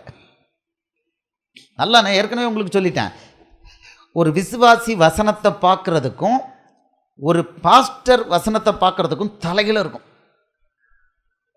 அதை நான் கண்டுபிடிச்சிருக்கேன். நான் பார்த்ததை நான் உங்களுக்கு சொல்கிறேன். இந்த வசனத்தின்படி ஒரு மனுஷியோட இயேசு இருக்கிறாரு, அவர் பேசும்போது அவர் இருக்கிறாரு அப்படிங்கிறத எப்படி உறுதிப்படுத்துகிறாரு? இந்த ஆள் பேசும்போது அற்புதங்கள் அடையாளங்கள் நடக்கும், பேய்கள் ஓடும், வியாதிகள் குணமாகும். இது ரெண்டும் இல்லைன்னா இவர் வசனத்தை உறுதிப்படுத்துறதுக்கு அங்கே இயேசு இல்லை, இது டூப்பு, இது போகிற இடத்துக்கு நான் ஏன் இருக்கணும்னு சொல்லி அவர் அங்கே இல்லை. வசனம் கிளியராக இருக்கா? தமிழ் சிம்பிளான வசனம். அவர்களால் நடந்த அடையாளங்களினாலே வசனத்தை உறுதிப்படுத்தினார். வசனம் எங்கே இருக்குது? அடையாளம் எங்கே இருக்குது? அங்கே கொடுத்துருக்கார். விசுவாசிக்கிறவர்களால் நடக்கும் அடையாளங்களாவன, என் நாமத்தினாலே பிசாசுகளை துரத்துவார்கள். இயேசுடைய ஆவி இருந்தால் பிசாசு ஓடித்தான் ஆகணும். அது கொஞ்சம் பின்னால் பார்க்கலாம். ஓடித்தான் ஆகணும். அப்போ அவங்களுக்கு பிசாசும் ஓட மாட்டேக்கு, வியாதி குணமாக மாட்டேக்கு. அப்போ அவங்களோட இயேசு இருக்கிறாரா அப்படின்னா நீங்களே முடிவு பண்ணிக்கோங்க. அவங்க என்ன சொல்கிறாங்க? வியாதிகளை குணப்படுத்துறது தேவையில்லை, ஜீவனுள்ள வசனத்தை கொடுக்கலாம். எப்பா ஜீவனுள்ள வசனத்தை கொடுத்தா 1 தெசலோனிக்கர் 1ஆவது அதிகாரம் 1 தெசலோனிக்கர் 1:5 அவன் சொல்கிறான், எங்கள் வசனம் வெறும் வசனமாக வரல, எப்படி வந்திருக்கோம்? வல்லமை. நாங்கள் வசனத்தோடு மாத்திரமல்ல, வல்லமையோடும் பரிசுத்த ஆவியோடும் முழு நிச்சயத்தோடு வந்தது. 1 கொரிந்தியர் 4ஆவது அதிகாரம் 20ஆவது வசனம். 1 கொரிந்தியர் 4:20. நான் வேகமாக போகிறேன்னே, இது ப்ரிலிமினரி தான். 1 கொரிந்தியர் 4 தேவனுடைய ராஜ்யம் பேச்சிலே அல்ல பலத்திலே உண்டாயிருக்கிறது. எல்லாம் வசனம் ரொம்ப தெளிவாக இருக்குது. நாங்கள் சும்மா பேசலை, எங்களுடைய வசனம் எப்படி வந்தது? வல்லமையோடு வந்தது. என்ன வல்லமை? இப்படி அடித்து கத்தி வச்சு வெட்டவா செஞ்சோம்? No no no. பேசினார், வியாதிகள் குணமாச்சுது, பேய்கள் ஓடிச்சுது. அத்தனை பேர் கூட்டம் கூட்டமாக இயேசுவை ஏற்றுட்டு ஓடியாந்தாங்க. மந்திரவாதிகள் தூக்கி என்ன பண்ணாங்க? மொத்தம் 19 பார்க்குறோம். அப்போஸ்தலர் அவ்வளோத்தையும் தூக்கி எரிச்சிட்டாங்க. 50,000 காசுக்குள்ள புஸ்தகத்தை, மந்திரவாத புஸ்தகத்தை அவங்களே போய் எரிச்சிட்டாங்க. மனமாற்றம். எதன் மூலம் வந்தது? இயேசுவுடைய வல்லமை வெளிப்படுத்தின போது அந்த 7 பேர் என்ன பண்ணாங்க? நாங்களும் பவுல் அப்போஸ்தலன் சொல்கிற இயேசுவின் நாமத்தில் பேயை ஓடுனாங்க. பேய் சொல்லிச்சு, எங்களுக்கு பவுலையும் தெரியும் இயேசுவையும் தெரியும், நீ யார் அடிச்சு போட்டு 7 பேரை அடித்து அவனை நிர்வாணியாக்கி காயப்பட்டவங்களா ஓட விட்டுருச்சு. ஆமாம், ஓட விட்டுச்சு. அதுதான். இதை பார்த்த உடனே மந்திரவாதிகள்லாம் நடுங்கி போய் இயேசுவே மெய்யான தேவன் ஓடியான்ட்டாங்க. வந்து மந்திரவாதி ரோட்டில் எல்லாரும் பார்க்க மந்திரவாத புத்தகத்தை எரிச்சு நாங்கள் இயேசுவை ஏற்றுக்கிட்டோம். நாங்கள் இது வெறும் வசனத்தினாலே வந்தது, பலத்தினால, தேவனுடைய பலம். நீங்கள் இயேசுடைய வசனத்தை கொடுத்தீங்கன்னா, இயேசு உங்களுக்குள்ளே இருந்தார்னா, இயேசு அற்புதங்களால் அடையாளங்களால் வசனத்தை உறுதிப்படுத்துவார். இதுதான் வசனம். உங்களுக்கு எல்லாம் கண்ணு திறக்கிறதுக்கு வசனங்களை ஆவியானவர் போட்டு கொடுக்குறாரு.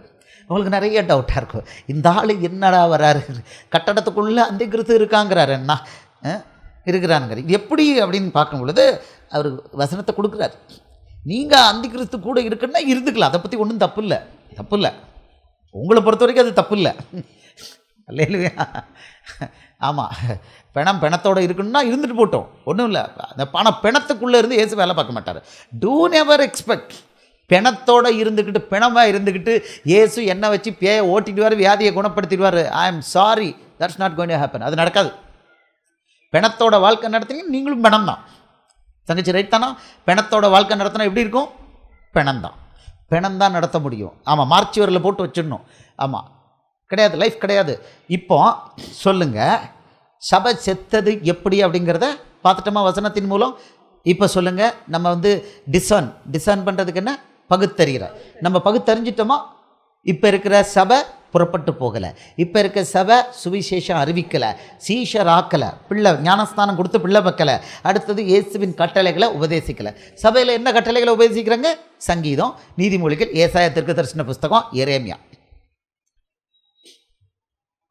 அது அடுத்தது சபை எப்படி செத்தது அப்படிங்கிறது அடுத்தது. நெக்ஸ்ட் ஒரு சாப்டர் இருக்குது, நியாயப்பிரமாணத்தினால் செத்ததுங்கிறது அடுத்தது பார்க்க போகிறோம். ஒரு சாப்டர் இருக்குது, தனி சாப்டர் இருக்குது. இப்போதைக்கு சிம்பிள் கொஸ்டின், இப்போ இருக்கிற சபை தூங்கி இருக்குன்னு மத்திய 25:5 இயேசு சொல்லியிருக்கிறாரு. இது உண்மையா இல்லையா? வசனத்தின் மூலம் நடக்கிற நடப்பும் மூலம் சொல்லுங்கள் சகோதரிகள், உண்மைதானா? அப்போ நீங்கள் உயிரோட வந்துடுவீங்களா? இன்றைக்கி ஒரு பிள்ளைய கூட பெக்கலை. அடுத்த 10 நாளுக்குள்ளே எவன் கிடைக்கிறான் பிடிச்சி எந்த குளம் ஆறுன்னு பார்த்து முக்கி எடுத்துடணும். எடுக்கலை, உங்களை எவனும் உயிரோட உள்ளாலும் சொல்ல மாட்டான். ஆமாம், வாலிப பிள்ளைகளும் போய் முக்கிய எடுக்கணும். இன்றைக்கி காலையில் ராத்திரி காலையில் வரும்போது நான் ஒரு முகமதிய சகோதரி அந்த சகோதரி கேட்டாங்க, சகோதரரே, நான் ஒரு கிறிஸ்தவருக்கு நான் ஞானஸ்தானம் கொடுக்க போகிறேன். என்ன கிண்டல் பாருங்க. ஒரு முகமதிய சகோதரி இயேசுவை ஏற்றுக்கிட்டவங்க என்கிட்ட கேட்குறாங்க, பிரதர், நான் ஒரு கிறிஸ்தவ பொண்ணுக்கு நான் ஞானஸ்தானம் கொடுக்குறேன், நீங்கள் இல்லாமல் நான் ஞானஸ்தானம் கொடுத்துடலாமா அப்படின்னு கேட்டாங்க. நான் சொன்ன, மகளே, நீ கொடுக்கலாம், நான் இயேசு இல்லை, நீனே கொடுக்கலாம், உனக்கு அதிகாரம் இருக்குது. எனக்குள்ளே சில அசுத்தாவி இருக்குதுன்னு கண்டுபிடிச்சி கொடுத்துருக்கீங்க, கொடுக்கலாமா? அதெல்லாம் ஒன்றும் இல்லை, பல பிள்ளை, நீங்கள் கொடுக்கலாம், உங்களுக்குள்ள ஆவி அங்கே போகாது, கொடுக்கலாம் அப்படின்ட்டேன். யாருக்கு கொடுக்க வர்றாங்களாம்? கிறிஸ்தவருக்கு ஞானஸ்தானம். நம்ம சகோதரி, உங்கள் பேர் என்ன? அருமையான பேர் என்ன? ஜூலியட். இந்த அருமையான சகோதரி பேர் ஒரு ராணி பேர் மாதிரி ஜூலியட்னு வச்சுருக்காங்க. இப்போ இவங்களுக்கு ஞானஸ்தானம் கொடுக்க போகிறாங்க. அந்த சகோதரி முஸ்லீம். பாருங்கள், கிறிஸ்தவருக்கு ஞானஸ்தானம் கொடுக்க போகிறாங்க. ஞானஸ்தானம் கொடுக்க போகிறாங்கன்னு மட்டும் தடை பண்ணவே கூடாது. ஏன்னா ஞானஸ்தானத்தில் கொடுக்குற ஆளுக்கு என்ன வேல்யூ? Zero value. ஞானஸ்தானம் எடுக்கிற ஆளும் இயேசு, இவங்க 2 பேருக்கு தான் உடன்படிக்கை. கொடுக்குற ஆள் 0. ஞானஸ்தானம் எதை மாற்றி விட்டுருக்கு? பழைய ஏற்பாட்டில் புதிய ஏற்பாட்டில் ஞானஸ்தானத்தினால உடன்படிக்கை. பழைய ஏற்பாட்டில் எதனால் உடன்படிக்கை பண்ணாங்க? குடும்ப அப்பாடா கண்டுபிடிச்சிட்டாங்க. பரவாயில்ல, கொஞ்சம் ஜிகே இருக்குது சகோதரிக்கு, கொஞ்சம் ஜிகே. 20 வருஷம் சபைக்கு போய் கொஞ்சம் இருக்குது, கொஞ்சம் ஜிகே இருக்குது. ஆதியாகமம் 17வது அதிகாரம் 10லேருந்து 14 எப்படி ஞானஸ்தானம் எடுத்து எப்படி உடன்படிக்கை பண்ணாங்க. ஆதியாகமம் 17 10லேருந்து 14 அப்புறம் படிச்சுக்கோங்க. இதில் வந்து எப்படின்னா விருத்த சேதனத்தினால உடன்படிக்கை. புதிய ஏற்பாட்டில் இது எப்படி உடன்படிக்கை மாற்றி விட்டுருக்கு. கொலோசியர் 2வது அதிகாரம் 11வது வசனம். கொலோசியர் 2:11 பார்க்குறோம். ஞானஸ்நானம் வந்து கையால் செய்யப்படாத விருத்த சேதனம். ஐயோ போதும் அப்புறமா நம்ம ஞானஸ்தானத்தை பற்றி பார்க்கும்போது பார்க்கலாம். அது கையால் செய்யப்படாத விருத்த சேதனம். ஓகே, இப்போ லிமிட்டட் பாயிண்ட்னா இது எதுக்கு சொல்ல வந்திருக்குன்னா, இந்த பழைய ஏற்பாட்டு புஸ்தகத்தில் விருத்த சேதனம் பண்ணவனுக்கு யாருக்காவது பிரதான ஆசாரியன் பதவி கொடுத்து அவருக்கு கிரீடம் கொடுத்து அங்கி போட்டு உட்கார வச்சாங்களா? ஒரு வகையில் நமக்கு தெரியாது. எவன் விருத்த சேதனம் பண்ணான்னு தெரியாது. ஏன்னா மோசையோட அம்மா விருத்த சேதனம் பண்ணான்னு கேள்வி. மற்றபடி மோசையோட அம்மாவா சாராளா விருத்த சேதனம்? சாராள் இவருக்கு இவர் ஈசாக்குக்கு விருத்த சேதனம் பண்ணான். இல்லை, மோசையோட தாய் விருத்த சேதனம் பண்ணான். இவ்வளோதான். அப்போ மற்றபடி விருத்த சேதனம் பண்ணவனை எவனாவது அங்கி போட்டு பெரிய ஆளாக்கி விட்டாங்களா? இன்னைக்கு ஞானஸ்தானம் கொடுக்கறது என்னது? அந்த விருத்த சேதனம் பண்ணுறது தான். ஒன்றுமில்லாத பயலுக்கு பேர் விருத்த சேதனம் பண்ணுறவன். அவன் சொல்கிறான், அப்போ சுண்ணத்துக்காரனுக்கு எச்சரிக்கையாக இருங்கிறான்.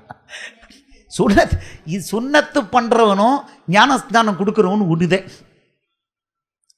ஜீரோ. ஆனால் ஞானஸ்தானம் எடுக்கிறவன் இயேசு, 2 பேர் தான் முக்கியம். அப்போ யாராவது ஞானஸ்தானம் கொடுக்குறேன்னா போய் கொடு. இப்போ இந்த சகோதரி ஜூலியட் இவங்களே ஞானஸ்தானம் எடுக்கலை. இவங்க நாளைக்கு எனக்கு ஃபோனில் கேட்டு, பிரதர் நான் இன்னொரு சகோதரிக்கு ஞானஸ்தானம் கொடுக்க போகிறேன் அப்படின்னா நான் என்ன சொல்லுவேன்னு நினைக்கிறீங்க?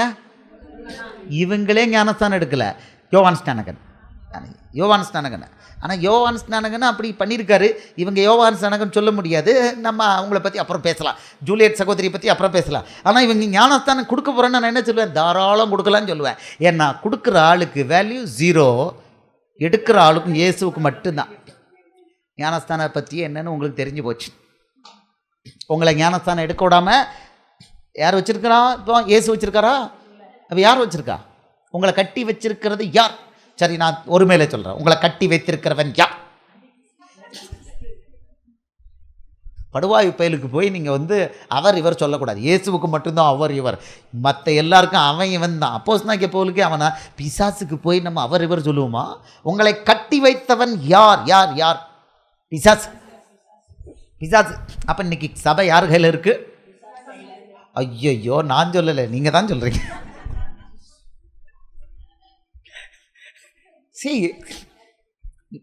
வசனத்தின் மூலம் பகுத்தறியும்போது எவ்வளோ சிம்பிளாக போயிடுச்சு பாருங்க. ரொம்ப சிம்பிளாக போயிடுச்சு. இவ்வளோ இப்போ நான் தான் பெரிய ஆவிக்குரிய சபையை நடத்துகிறேன். வாயா இங்கே வா. ஒரே கேள்வி, நீ உன் சபையில் உள்ள விசுவாசிகள் எல்லாம் ஞானஸ்தானம் கொடுக்க வைக்கிற. ஒரே ஒரு கேள்வி, அது இப்படி ரூல் படி தான் செய்யணும். எந்த ரூல்யா? எந்த ரூல்? நான் உங்களுக்கு ரூல் சொல்லி தந்திருக்கேன் தங்கச்சி. ரூல் என்ன? ரூல் பைபிளில் இல்லைன்னா அதுக்கு ரூல் என்ன? இந்த எழுதி போட்டிருக்கேன், லூக்கா 100வது அதிகாரம் 100வது வசனம். அது வந்து பிசாசு ஒரு புக் வச்சுருக்கான், ஒரு பைபிள், அதில் இருக்குது. நம்ம பைபிளில் கிடையாது. ரோமன் கத்தோலிக்க பைபிளில் கூட கிடையாது. இவங்க சும்மா அந்த அது என்ன ஈரலை தூக்கி எரிச்சா பிசாசு ஓடும்லாம் எழுதி வச்சுருக்காங்க. அந்த மக்கபேருங்கிற புத்தகத்தில் ஈரலை அப்படி தீயில வச்ச உடனே அப்படி அவங்க அவங்க அதெல்லாம் படித்ததில்லை, நான் படிச்சிருக்கேன். ஒரு மீனில் எடுத்த ஈரலை தூக்கி அப்படி அப்படி அப்படி அப்படி தீயில அப்படி காட்டினோன்னா அவர் பொண்ணுக்குள்ளே இருந்து அவ்வளோ பிசாசும் ஓடி போயிட்டான். அல்லேலூயா.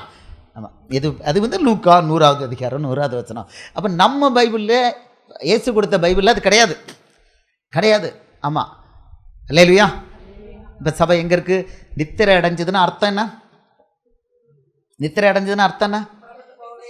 ஒன்றும் இல்லை, சபை செத்து கிடக்கு. யார் கையில் இருக்குது சபை? அப்போ அங்கே நீங்கள் ஆவியில் நிறைஞ்சிங்கன்னா அது என்ன ஆவி? நீங்கள் அந்நிய பாஷையில் நிறையிறீங்க இந்த சபையில். இது யாரோட ஆவி? ஆவியானவர் எங்கே உண்டோ அங்கே விடுதலை உண்டு. தப்பாக இவர் வசனத்தை சொல்கிறாரு அப்படின்னா நான் ஒன்றும் சொல்லலை, ஆவியானவர் கொடுக்குறாரு. ஆவியானவர் எங்கே உண்டோ அங்கே விடுதலை இருந்தால் போய் என்ன பண்ணணும்? எல்லாரும் வியாதியை குணப்படுத்தணும், பிசாசை ஓட்டணும், ஞானஸ்தானம் கொடுக்கணும். அப்போ நீங்கள் எப்படி ஞானஸ்தானம் கொடுக்கலன்னா நீங்கள் எப்படி இருக்கீங்க? கட்டப்பட்டிருக்கீங்க. புறப்பட்டு போகலை, கட்டப்பட்டிருக்கீங்க. புறப்பட்டு போகிறீங்க. யாராவது ஒருத்தர் இயேசுவை பற்றி பேசினா கேட்கறதுக்கு போகிறீங்க. என்ன இரவு ஜெபம், முழு இரவு ஜெப கூட்டம், உபவாச கூட்டம், பெண்கள் கூடுகை, ஆண்கள் கூடுகை, எத்தனை உண்டோ அத்தனை பேர். எல்லாமே பைபிளில் எங்கே இருக்குது? இதெல்லாம் இங்கே இருக்குது. லூக்கா 100 எல்லாத்துலேயும் போட்டு உட்காந்துடலாம். ஆனால் அவர் என்ன சொல்லியிருக்காரு? புறப்பட்டு போய் சகல ஜாதிகளையும் என்ன பண்ணணும்? முதல்ல வசனத்தை கொடுக்கணும், அடுத்தது சீஷன் ஆக்கணும். இவ்வளோ இருக்குது சீஷனோட இலக்கணம். இயேசுவோட எல்லா கற்பனைகளையும் கைக்கொள்ளணும், மிகுந்த கனிகளை கொடுக்கணும், இயேசுவை மாதிரி எல்லார் மேலேயும் அன்பு பண்ணணும், அடுத்தது உலகத்தை வெறுக்கணும், மனைவி பிள்ளைகளை வெறுக்கணும், சிலுவையை தூக்கணும், தனக்குள்ளே யாவற்றையும் வெறுக்கணும். இவன் தான் சீஷன். மிகுந்த கனிகளை கொடுக்கணும். நீங்கள் யாருமே ஒரு கனியும் கொடுக்கல. காரணம் என்னன்னா, போதிக்கிறவங்க இதை பற்றி கவலைப்படவே இல்லை.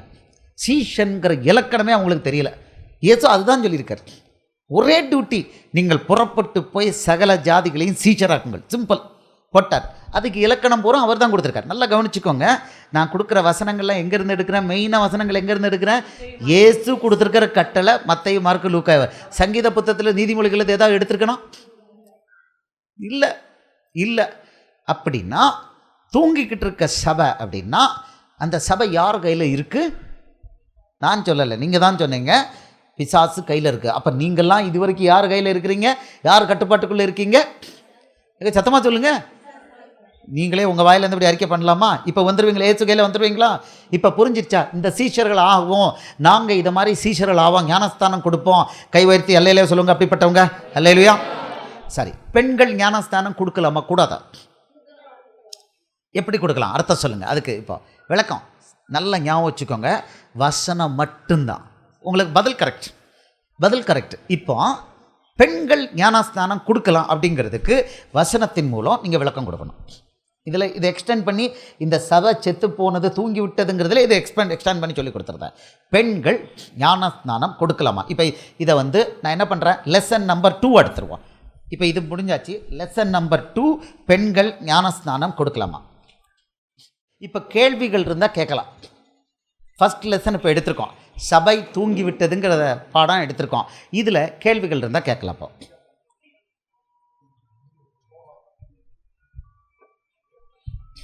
கேள்விகள் உண்டா? ஏன்னா அது கிளாஸ் ரூம்.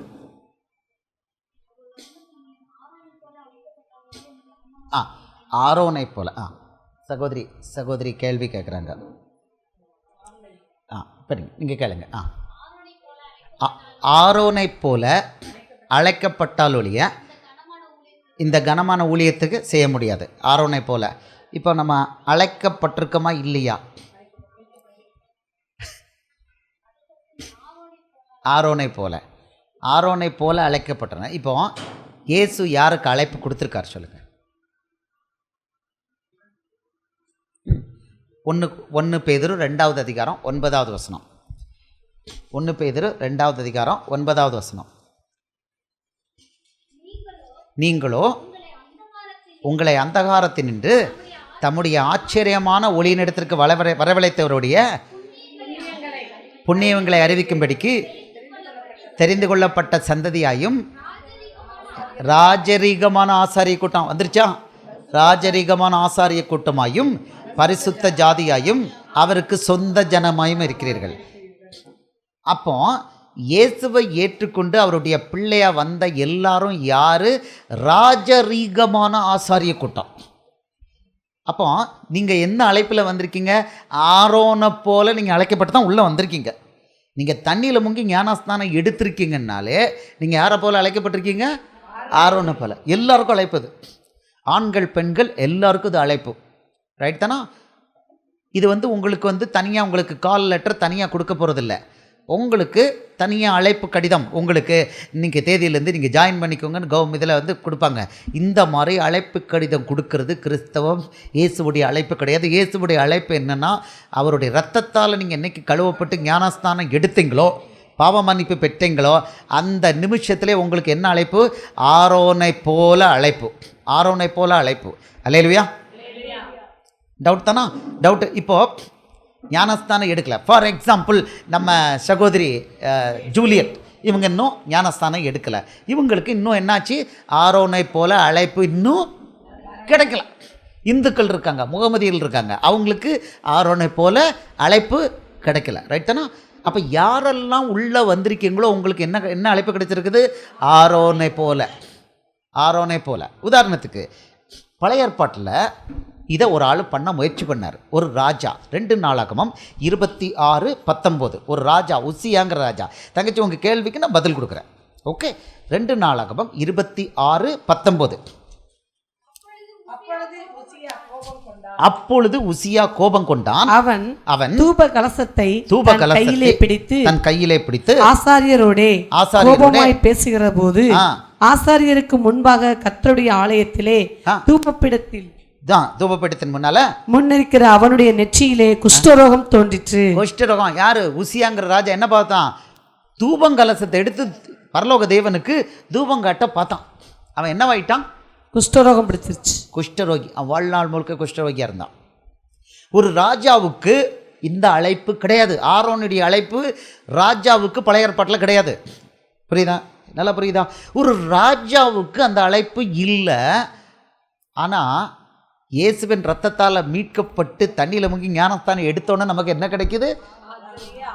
1 பேதுரு 2:9 படி ராஜரீக ஆசாரிய கூட்டம். யோவான் 1:12 ஏற்கனவே படிச்சுங்க. தேவனுடைய பிள்ளைகள் நீங்கள். பழைய ஏற்பாட்டில் இல்லை, நீங்கள் தேவனுடைய பிள்ளைகள் கிடையாது. பழைய ஏற்பாட்டில் ராஜரீக ஆசாரிய கூட்டம், ராஜாவுடைய பிள்ளை. ஆசாரிய கூட்டம் யாருன்னா ஆரோனுக்கு பிள்ளை. நீங்கள் ஆரோனுடைய சந்ததி. ஆரோனுடைய சந்ததி. ஒரு ராஜாவுக்கு பண்ண முடியாததை இன்னைக்கு சாதாரணமாக எல்லாரும் பண்ணுறோம். அல்லேலூயா.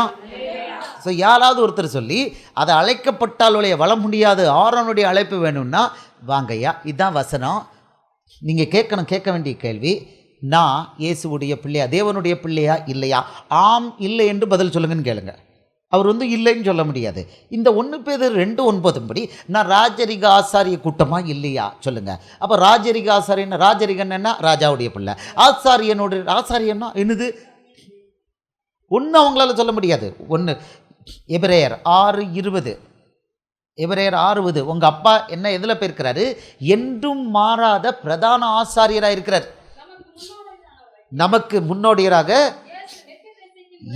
இயேசு மெல்கிசதேக்கின் முறைமையின்படி நித்திய பிரதான ஆசாரியராய் நமக்காக அந்த திரைக்குள் பிரவேசித்திருக்கிறார். அவர் நித்திய பிரதான ஆசாரியரா நமக்காக அந்த திரைக்குள்ள பிரவேசித்திருக்கிறார். அல்லேலூயா. அவர் தான் நம்ம அப்பா. அந்த அப்பாவுக்கு பிள்ளைகள் நீங்களும் நானும். இப்போ இது யாராவது நாங்கள் தான் அழைக்கப்பட்டவங்க, நாங்கள் தான் உங்களை வழி நடத்துவோம் அப்படின்னு சொன்னால் என்ன சொல்லணும்? நீங்கள் ஞானஸ்தானம் கொடுக்கலன்னா நாங்கள் ஞானஸ்தானம் கொடுக்கலாம். நீங்கள் புறப்பட்டு போனால் நானும் புறப்பட்டு போகிறேன். இப்போ எங்கேயாவது பைபிளில் ஏசப்பா என்ன சொல்லியிருக்காரு? மார்க்கு 16:15 மொதல் கொஸ்டின்ஸ் பதில் பாதில் அதுக்கு எக்ஸ்பிளேஷன் தான்ப்பா. மார்க்கு 16:15 பைபிள் காலேஜில் படித்தவங்க மட்டும்தான், இல்லை அங்கி போட்டவங்க மட்டும்தான் போய் சுவிசேஷன் சொல்லணும்னு சொல்லியிருக்காரா? இல்லை, நீங்கள் நான் பாஸ்டராக இருந்தால் நான் சுவிசேஷன் சொல்ல போவேண்டான்னு எங்கேயாவது பைபிளில் இருக்கா? எல்லாருக்கும் அழைப்பை, அதாவது இயேசுவுடைய அழைப்பை பெற்று ஞானஸ்நானம் பெற்ற அத்தனை பேருக்கும் ஒரே ஒரு ரூல் தான்.